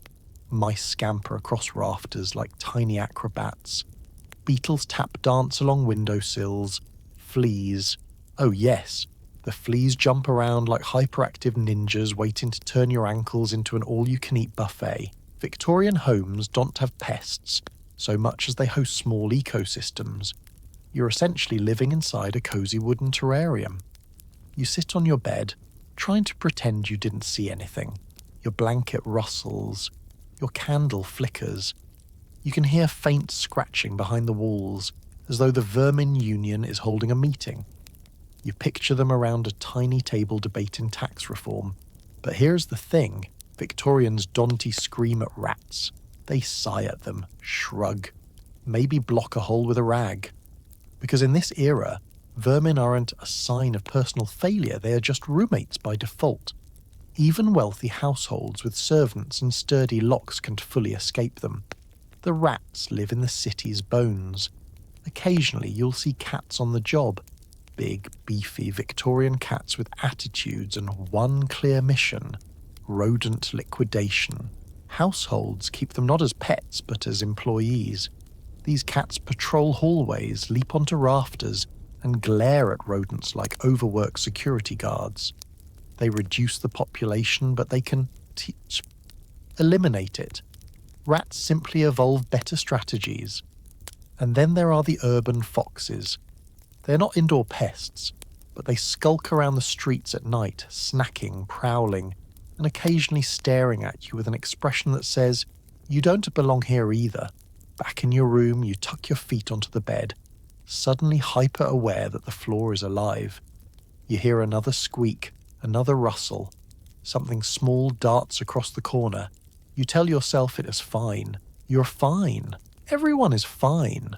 This is the Victorian lifestyle, sharing space with creatures who have no concept of personal boundaries. You try to read a newspaper, or at least the parts not smudged into illegibility, but the room makes a faint skittering sound every few minutes. You remind yourself to breathe. Surely you'll adjust to this. Humans are resilient. Rats are resilienter. You lie back and exhale slowly. The candle flickers again. Shadows move strangely. You're not sure what's the candle and what's the rodents holding auditions. But as unsettling as rodents are, they pale in comparison to something even more common, more dangerous and more unpredictable: Victorian medicine. Because next, you'll be stepping into the world of the 19th century doctor, where the cure might be worse than the disease, and every appointment feels like a dare. Prepare yourself. You visit a doctor only to discover that medical advice and random experimentation are basically synonyms. You approach the doctor's office with the quiet dread of someone who knows, deep down, that whatever happens inside is not going to be comforting. Your stomach churns not from illness, but from the profound awareness that Victorian healthcare is less science-based healing and more educated improvisation. This is a world where doctors mean well, but their tools, training and theories are creative. The waiting room is a dim little space with chairs that look freshly stolen from a funeral home. The air smells faintly of alcohol, sweat and damp wool coats. There's a jar on the shelf labelled medicinal leeches, and the leeches are moving enthusiastically. You consider leaving immediately, but then the doctor calls your name. He appears in the doorway wearing a somber black coat and an expression that suggests he has seen terrible things, and is now ready to see you. His hair is slightly dishevelled. His spectacles are smudged. His entire aura radiates, "I'm doing my best with what little the universe provided." You follow him into the examination room. It says sparse. A wooden table, a chair, a cabinet full of glass bottles containing liquids in disturbing shades of brown, green, and why is it bubbling? The room looks less like a clinic and more like a potion workshop run by someone who only skims the instructions. He asks you to describe your symptoms. You tell him fatigue, dizziness, maybe a cough. He nods gravely, jotting notes with the confidence of a man who absolutely does not know what's wrong with you. Victorian medicine is built on 4 pillars: observation, instinct, polite guessing, and occasionally shouting at germs once they were discovered. The doctor listens to your heartbeat using a wooden stethoscope, essentially a small ear trumpet he presses against your chest. It's cold, it pokes you, it does not inspire trust. He listens for a long time, then finally says something reassuring like, curious. He checks your tongue, your pulse, your eyes. Then he steps back as though regarding a painting. You hold your breath, waiting for a diagnosis. He offers 5 possibilities, none of which sound comforting. It could be a deficiency of vital humours, or an imbalance of your internal vapours. Perhaps your constitution is weak. Possibly your nerves are exhausted, or it's simply an ailment. In the Victorian era, an ailment is a medical category. Broad, vague, unhelpful. Then comes the treatment plan, a glorious buffet of questionable options. He might prescribe tonics, a catch-all solution made of alcohol, herbs, sugar, and whatever plant was growing outside his office window. Tonics solve everything, according to advertisements. According to reality, they solve nothing except boredom. Or he might offer you laudanum, the Victorian wonder drug made from opium. Laudanum treats pain, insomnia, stomach trouble, emotional heartbreak, existential dread, and possibly boredom. It's both medicine and recreational escape in one tiny bottle. It is also, of course, wildly addictive, but nobody knows that yet. If he believes your illness stems from bad blood, he may suggest bloodletting. You blanch. He gestures cheerily toward the jar of leeches. The leeches wriggle, as if excited for their lunch. You politely decline. Another favoured approach is blistering, applying chemicals or heat to raise blisters in the belief that your illness will exit through the skin. The logic behind this is dubious. The results are painful. You decline this too. Sometimes he prescribes mercury. Because yes, they hadn't figured that part out yet. Mercury is used for everything from constipation to syphilis to general malaise. You decide immediately that you will not be ingesting mercury. He considers your options again, then finally selects something relatively harmless. Rest, fresh air, and a mild tonic. You exhale. This is the Victorian equivalent of being given ibuprofen.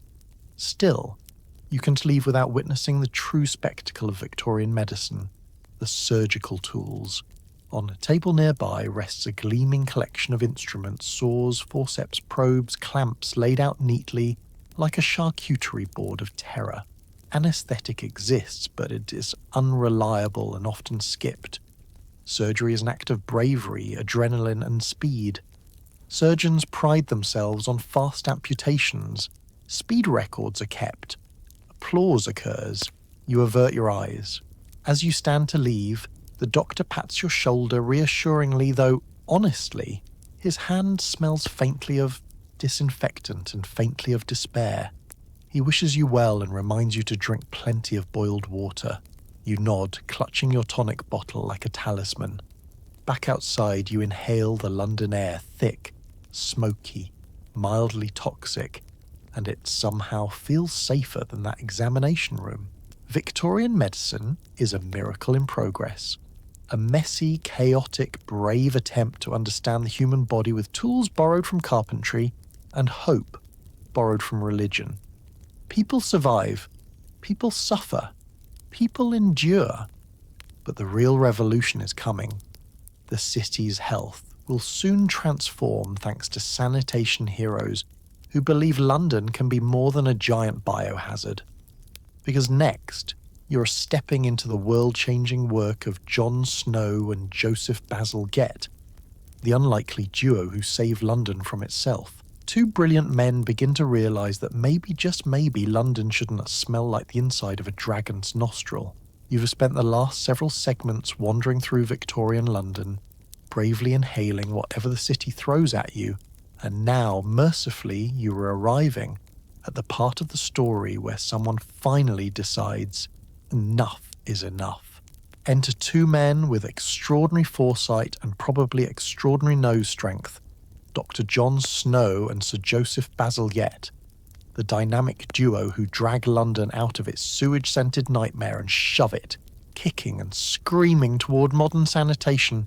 Let's start with Jon Snow, the doctor, not the brooding man from the snowy wall.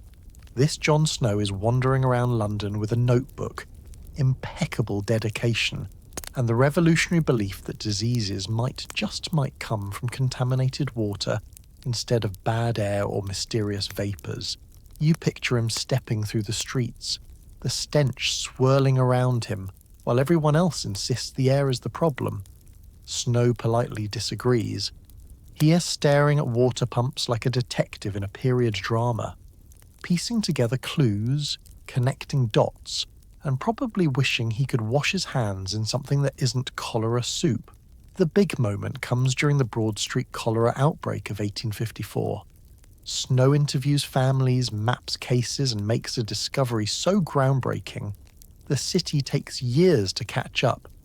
The pump is the murderer. He famously has the handle removed from the Broad Street pump. Yes, the solution to a deadly outbreak is simply: Step 1, identify pump. Step 2, yeet handle into the void. Suddenly, cases plummet. People are shocked. Snow smiles politely, knowing he's right, but also knowing everyone thinks he's slightly eccentric for blaming a pump. Germ theory isn't a mainstream yet, so his brilliance is appreciated mostly in hindsight, like that co-worker who warned about a problem months before management notices. Now enter the next sanitation superhero, Joseph Basil Gett, a civil engineer with an engineering mind of steel and probably the patience of a saint. When the Great Stink of 1858 turns Parliament into a hotbox chamber of sewage fumes, the city collectively realises that Snow may have been onto something, definitely about the sewage, maybe also about the pumps, but mostly about the sewage. Basil Gett is called in to fix the crisis. And what does he do? He designs one of the greatest sewer systems the world has ever seen. A super sewer. The sewer to end all sewers. He's the Beyoncé of 19th century infrastructure. Picture him in his office, blueprints spread across the table, drafting miles of underground tunnels while London above him remains aggressively aromatic. Basil Gett doesn't panic. Instead, he scales up every pipe in his plans, doubling their size because, in his own words, we'll only need this much now, but we'll definitely need more later. And thank goodness he did. His oversized pipes save London repeatedly as the population grows. He future-proofs the city before future-proofing is even a word. The construction begins. Thousands of workers dig through mud, filth, and London clay. Giant brick-lined tunnels form a new circulatory system beneath the city. Pumping stations rise grand, ornate buildings, because Victorians believed even sewage deserved style. By the time the sewer system is complete, London undergoes a transformation so dramatic, it is like the city got a spa day. The river clears, cholera cases drop, the smell becomes survivable. Members of Parliament stop fainting mid-debate. You stand on the street, inhaling cautiously, and for the first time in your Victorian adventure, the air doesn't smell immediately threatening. It still smells like coal, horses, and human dreams, but not like the Earth's digestive system failing. Snow and Basil Gett don't get statues, parades, or fanfare during their lifetimes, but their work becomes legendary. They save countless lives. They modernise London. They prove that sanitation isn't just about comfort, it's about survival. You take a grateful breath, appreciating the invisible army of sewer pipes beneath your feet, because now that London is somewhat less lethal, the next revolution begins. Germ theory. It is time for scientists to start telling the public that invisible organisms exist and everyone responds as calmly and rationally as Victorians famously do. When scientists start talking about invisible germs, half the population is intrigued and the other half thinks this is witchcraft. You're strolling down a now slightly less stinky Victorian street, breathing in an air quality that finally ranks above actively dangerous, when suddenly you begin overhearing murmurs. Odd murmurs, scientific murmurs, words like microbe, bacteria, invisible organisms. People are whispering, pointing, debating, occasionally fainting. Something big is happening. Germ theory has arrived, and Victorian London is not ready. Imagine someone tells you the world is filled with tiny creatures you can see, living on everything: your food, your clothes, your hands, your face, your chamber pot, your toothbrush, if you're lucky enough to own one. Creatures that make you sick. Creatures that lurk everywhere, waiting for you to inhale them, cuddle them, or accidentally lick them. you would panic too. Scientists like Louis Pasteur and Robert Koch begin publishing research. Suddenly illness isn't caused by bad smells or misaligned humours or moral failings, it's caused by invisible invaders. And these tiny villains don't care how wealthy you are or how many layers of perfumed pomade you've applied. At first, the public reaction lands somewhere between curiosity and pure existential dread. Some Victorians say, "Ah, fascinating microscopic life-influencing disease. How extraordinary." Others say, "Absolutely not. If I can see it, it isn't real." Also, please stop talking. Doctors are split too. The older, more traditional physicians, the ones who have spent decades confidently bleeding people and prescribing mercury, are extremely irritated. Germ theory threatens their entire career strategy. They cross their arms, shake their heads, and insist medicine was perfectly fine before all this invisible nonsense. You walk past a medical lecture where a doctor slams his fist on a podium and shouts, "Germs? You mean tiny animals living in the AIR? Absurd!" Meanwhile, a younger doctor quietly raises his hand. "Sir, under the microscope we can see them." The older doctor glares at the microscope like it personally insulted his mother.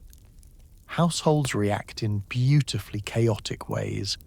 Some people start boiling everything: water, spoons, socks, possibly relatives if they sit still too long. Others refuse, claiming boiling destroys the vital essence of their belongings. A few households adopt enthusiastic disinfecting routines, scrubbing surfaces with carbolic acid until the walls smell like a medical experiment.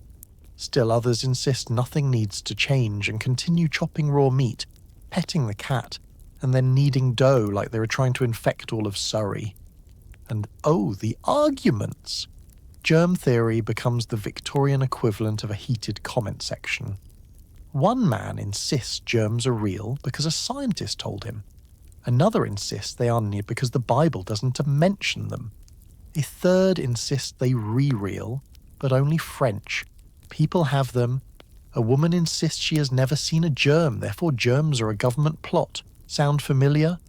You pass an apothecary selling anti-germ tonics that are mostly alcohol, sugar, and enthusiasm. Another shop sells micro-proof gloves, which are just gloves. A newspaper headline screams, "Germs found in milk," which causes people to panic briefly before drinking the milk anyway, because tea requires milk, and priorities are priorities. Still, despite the chaos, something remarkable happens.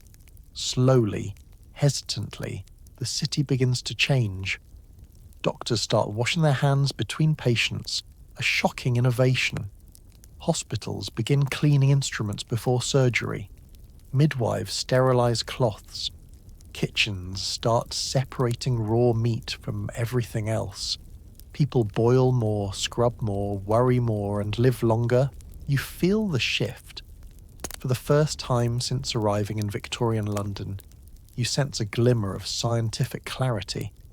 A world where illness is understood, not blamed on miasma or moral decay. A world where prevention is possible, but knowledge alone isn't enough. London needs a cultural shift, a convincing argument that being clean isn't just respectable, it's just necessary. And who steps in to help with that? Advertisers. Yes, the Victorians invent the aggressive cleanliness marketing campaign posters, pamphlets, slogans, all insisting that soap, hygiene, and freshness define your character and worth. Because next, you're entering the world of Victorian cleanliness propaganda, where companies convince an entire nation that moral virtue smells like lavender and disinfectant.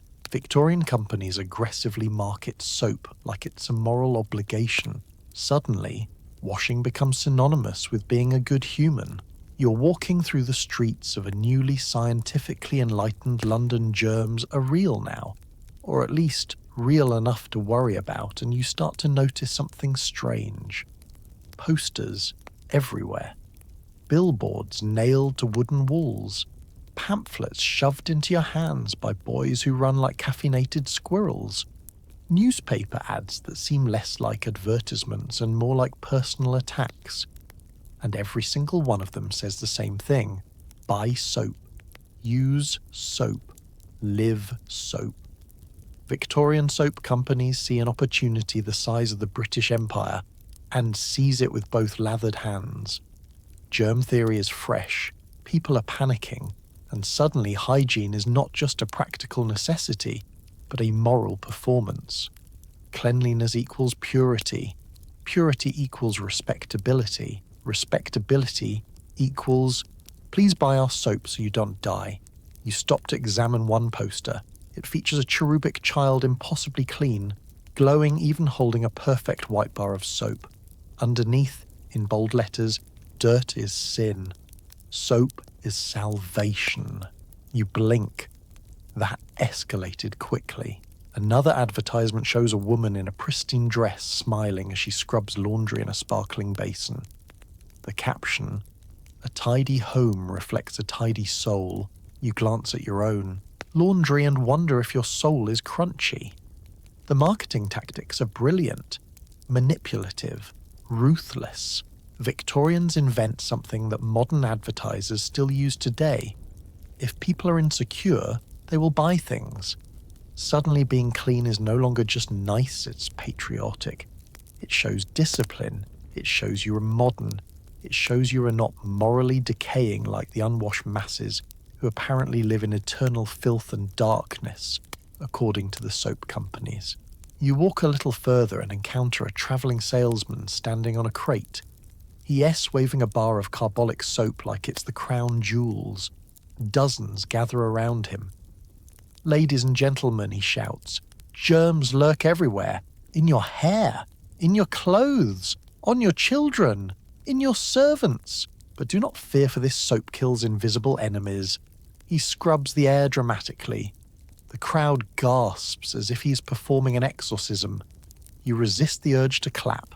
Victorian magazines add to the frenzy, publishing articles that subtly, and not so subtly, shame the dirty. One article, "The Well-Washed Woman, a Symbol of Modern Femininity." Another, "Do you smell? Here are 7 ways to prove you are not a degenerate." There's even art. Painted scenes of white-robed figures bathed in ethereal light, with captions implying that clean people are practically angelic, and dirty people. Well, the Victorian imagination leaves no insult unused, but perhaps the most startling part is how fast the propaganda works. Within a generation, middle-class families insist on regular bathing. Servants must keep linen spotless. Households buy perfumed soaps with names like Pure Morning Dew, which smells more like camphor and hope. Cleanliness becomes a social requirement, almost like having good table manners or not passing out in public. Even children aren't safe from the marketing. You pass an illustrated children's book in a print shop. Little Lucy learns to wash. Lucy beams as she holds a sponge. Lucia's mother looks proud. Lucia's father looks like he hasn't bathed since last season. But publicity is publicity. Of course, the sudden obsession with cleanliness doesn't always come from a place of compassion. Classism creeps in quickly.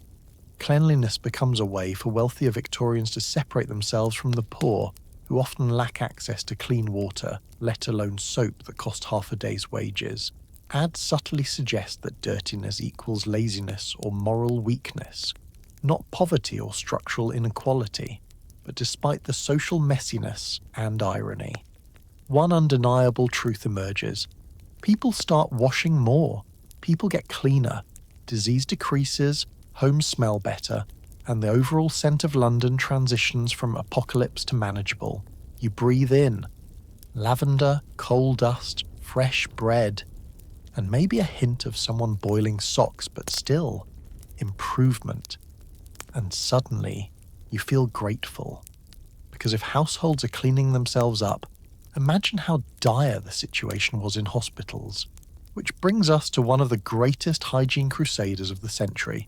Florence Nightingale, the woman who enters Victorian hospitals, looks around and says, "Absolutely not." You step into a hospital and immediately understand why Nightingale devoted her life to sanitizing things.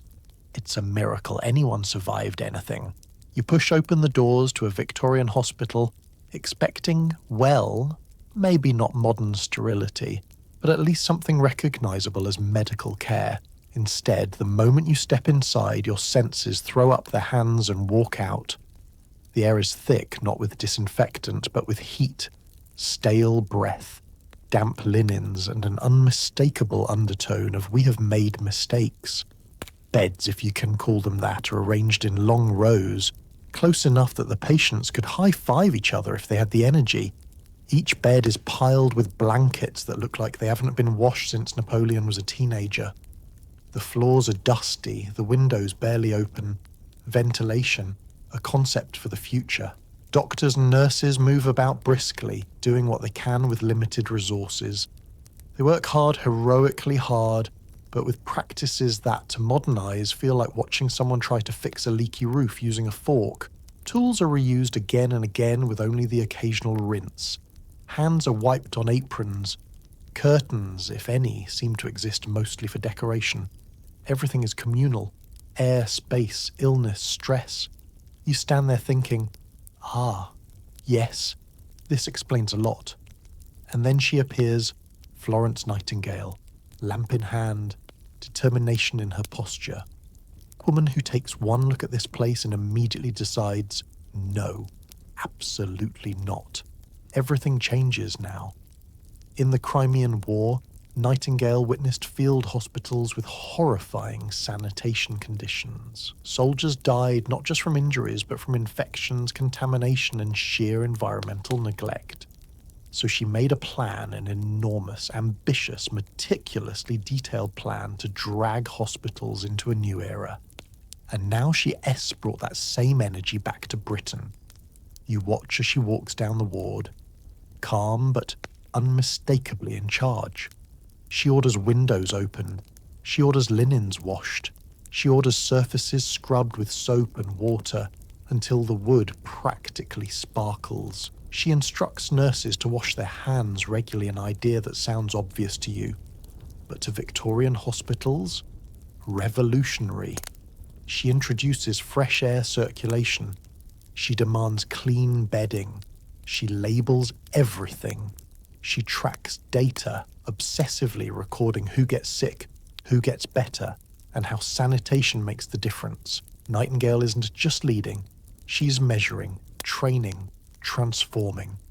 She establishes nursing standards, teaches sanitation principles, and insists that patient care includes the environment itself. Her work is practical, relentless, and utterly world-changing. As she passes, the staff straightens, the ward shifts, the atmosphere changes from chaotic to purposeful. You can almost feel illness losing its grip simply because someone finally understands that cleanliness is part of medicine, not just goodwill. You help. Well, you try. You hold a basin. You fetch water. You nearly trip over a bucket. You nod along as nurses discuss the need for fresh linens and antimicrobial ventilation concepts that you know will shape the future of healthcare. And slowly, the hospital begins to feel survivable. Not comfortable, not modern, but better. Safer. Thoughtfully arranged. The floors are scrubbed. The beds are rotated and spaced. Instruments are washed, dried, and stored properly. You sense the beginnings of a system, a foundation upon which modern medicine will someday build. Florence Nightingale walks past again, her lamp glowing softly in the dim corridor. She is quiet, but her impact roars. Lives are saved. Mortality rates plummet. Statistics, her beloved statistics, prove her right. And nursing, as a profession, rises from these halls, reshaped by her discipline and compassion. You take a deep breath, an actual deep breath, in a Victorian hospital, and let out a silent thank you. Because without her, surviving even a mildly sprained ankle in this era would have been questionable. And now, as you step back outside, the air feels fresher than ever. because hospitals have changed, attitudes have changed, and even the city is starting to smell less like despair, which means it's time for the final act of Victorian hygiene. The new sewers London S underground salvation quietly transforming the entire city from below. As the new sanitation systems are built, the city begins to smell less like raw despair and more like mild inconvenience. You wake up one morning and something feels different. You can name it at first. The air still has the familiar notes of coal smoke, damp wool, and someone boiling potatoes into emotional submission. But there is something missing. Something huge. Something historical. You step outside, take a cautious sniff, and freeze. Wait. Is that less awful? Could it be? You inhale again bravely, deeply expecting the usual wall of sewage-scented doom to slam into your sinuses like a Victorian debt collector. But instead, just London. Ordinary London. Still gritty, still smoky, but no longer actively plotting your nasal demise. You blink in disbelief, because this moment, this magical, almost mythical moment, marks the dawn of London's new sewer age. Joseph Bazalgette, this massive, glorious underground labyrinth of pipes is finally coming to life, and the city above is breathing for the first time in centuries. You stroll along the Thames, expecting the usual sense of danger, disgust, and imaginary flies circling your head. But the river now moves with actual water-like qualities instead of sludgy resentment. The tides shift, birds return, fish, yes, actual fish begin to swim again. If the Thames had eyebrows, they'd be raised in relief. All around you, construction continues at a heroic scale. Thousands of workers lay bricks with such precision, you'd think they were constructing Victorian cathedrals underground. Tunnels snake beneath the city, huge enough to walk through, supported by engineering so sturdy they're still in use over a century later. You peer down into an access shaft where workers are installing the final sections. The smell wafts up, but instead of sewage, you catch a scent of fresh mortar and human determination. When the workers climb out, their faces are smeared with sweat and soot, but they look proud. Rightfully so, they're quite literally saving London its future. You wander toward one of the new pumping station's massive, ornate buildings designed as if the Victorians couldn't resist giving sewage the full architectural treatment. Corinthian columns, elaborate ironwork, fancy brick patterns. These pumping stations look like they should host violin concerts, not wastewater. Inside, huge steam-powered engines roar to life, churning and pumping wastewater out toward treatment and away from the densely populated centre of the city.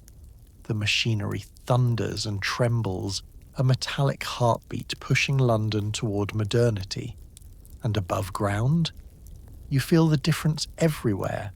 Streets smell less like decay and more like, well, horse manure and factory smoke, but honestly, that's a win. The sickening miasma that once rolled off the Thames in waves is fading. Vendors near the river reopen their stalls without needing to pray for wind direction. People walk by without handkerchiefs pressed to their faces like they're about to faint daintily into the nearest gutter. Even Parliament is relieved. Members can finally debate politics without worrying the smell will knock them unconscious mid-sentence, which frankly improves productivity. You pause on a bridge, watching the river flow under the evening sky. The water glints softly. A breeze lifts your hair. A washerwoman nearby actually hums while rinsing clothes, something that would have been unthinkable during the Great Stink, unless you considered hysteria a form of humming. For the first time since arriving in the Victorian era, you take a relaxed breath. A full inhale.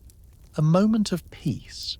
Because the sewer system doesn't just improve sanitation, it shifts the entire emotional tone of the city. It brings hope, health, and a future where people want to live in constant fear of waterborne doom And yet, even in this new era of cleanliness, this era of pipes and progress and fresh breezes, your daily struggle isn't quite over. Because while the city improves and science advances, you still have to end your day in your tiny Victorian bedroom, on your straw-filled mattress, preparing for the nightly ritual of washing up before bed. And if you thought mornings were rough, wait until you experience Victorian evenings, time for your final segment of the day, the nightly cleanse that is barely a cleanse at all. You return home for a final rinse that barely counts as hygiene, collapse into your soot-scented bedding, and pray tomorrow smells slightly less horrifying. After surviving the sights, scents, and societal surprises of Victorian London, you shuffle back into your tiny, rented room like a traveller returning from war. Your boots are coated in a layer of street grime so complex it should be studied by geologists. Your clothing smells like a combination of coal, horses, and did someone nearby boil socks again? And your hair stiff with pomade and fog residue could easily pass as a small structural support beam. But before collapsing into bed, you must complete the nightly ritual known as the evening wash-up, a process so symbolic, so minimal, so utterly performative that calling it hygiene feels like false advertising. You light a candle. The tiny flame flickers bravely, illuminating your wash basin half full of water that has not been fresh since the Crimean War. That's fine. Expectations are low. The goal is not clean, the goal is clean adjacent. You roll up your sleeves, dip your cloth into the vaguely murky water, and begin by wiping your face. The cloth is cold, rough, and carries the faint scent of previous wipe-ups, but it gets the job done. Kind of. You dab your forehead, swipe under your chin, and for a moment you feel like a Victorian monk performing a very unconvincing purification ritual. Next, hands. You rub your palms and fingers with that same cloth, watching the dense layer of soot smudge in circles instead of disappearing. You're not removing dirt, you're politely smearing it into new artistic shapes. But hey, progress is progress. You consider washing behind your ears. You don't. It is too late and too emotionally taxing. If you're re-feeling ambitious, you splash water on your neck. If you're re-feeling reckless, maybe even your armpits. But most Victorians settle for the basics: face, hands, and anything the public might see tomorrow. Hygiene is, after all, largely a performance, and tonight you're phoning in your role. Then comes your hair. You run your comb through it, scraping away flakes of soot and pomade crumbs. The comb pulls, tugs, and occasionally seems to judge you. When you are done, your hair looks identical, sleek, shiny, slightly damp. A well-greased monument to the Industrial Revolution. You glance longingly at your nightshirt, wrinkled, stiff, and carrying faint notes of fireplace smoke. You pull it on anyway, shivering as the draft wind slips through every crack in the walls. Victorian houses do not believe in insulation. They believe in character building cold. Finally, you approach your bed. If bedding is too generous a term, fabric pile might be better. The sheets are scratchy wool. The mattress is lumpy straw. The pillow is a sack that has seen more historical events than you have. You pull back the covers and release a puff of something. Dust? Soot? Your hopes leaving your body? Hard to say. You slide in cautiously, as though trying not to disturb a sleeping dragon. The blanket, thick and itchy, smells faintly of smoke, candle wax, and the accumulation of human effort. But somehow, against all logic, it feels safe, familiar, almost cozy in its own scratchy way.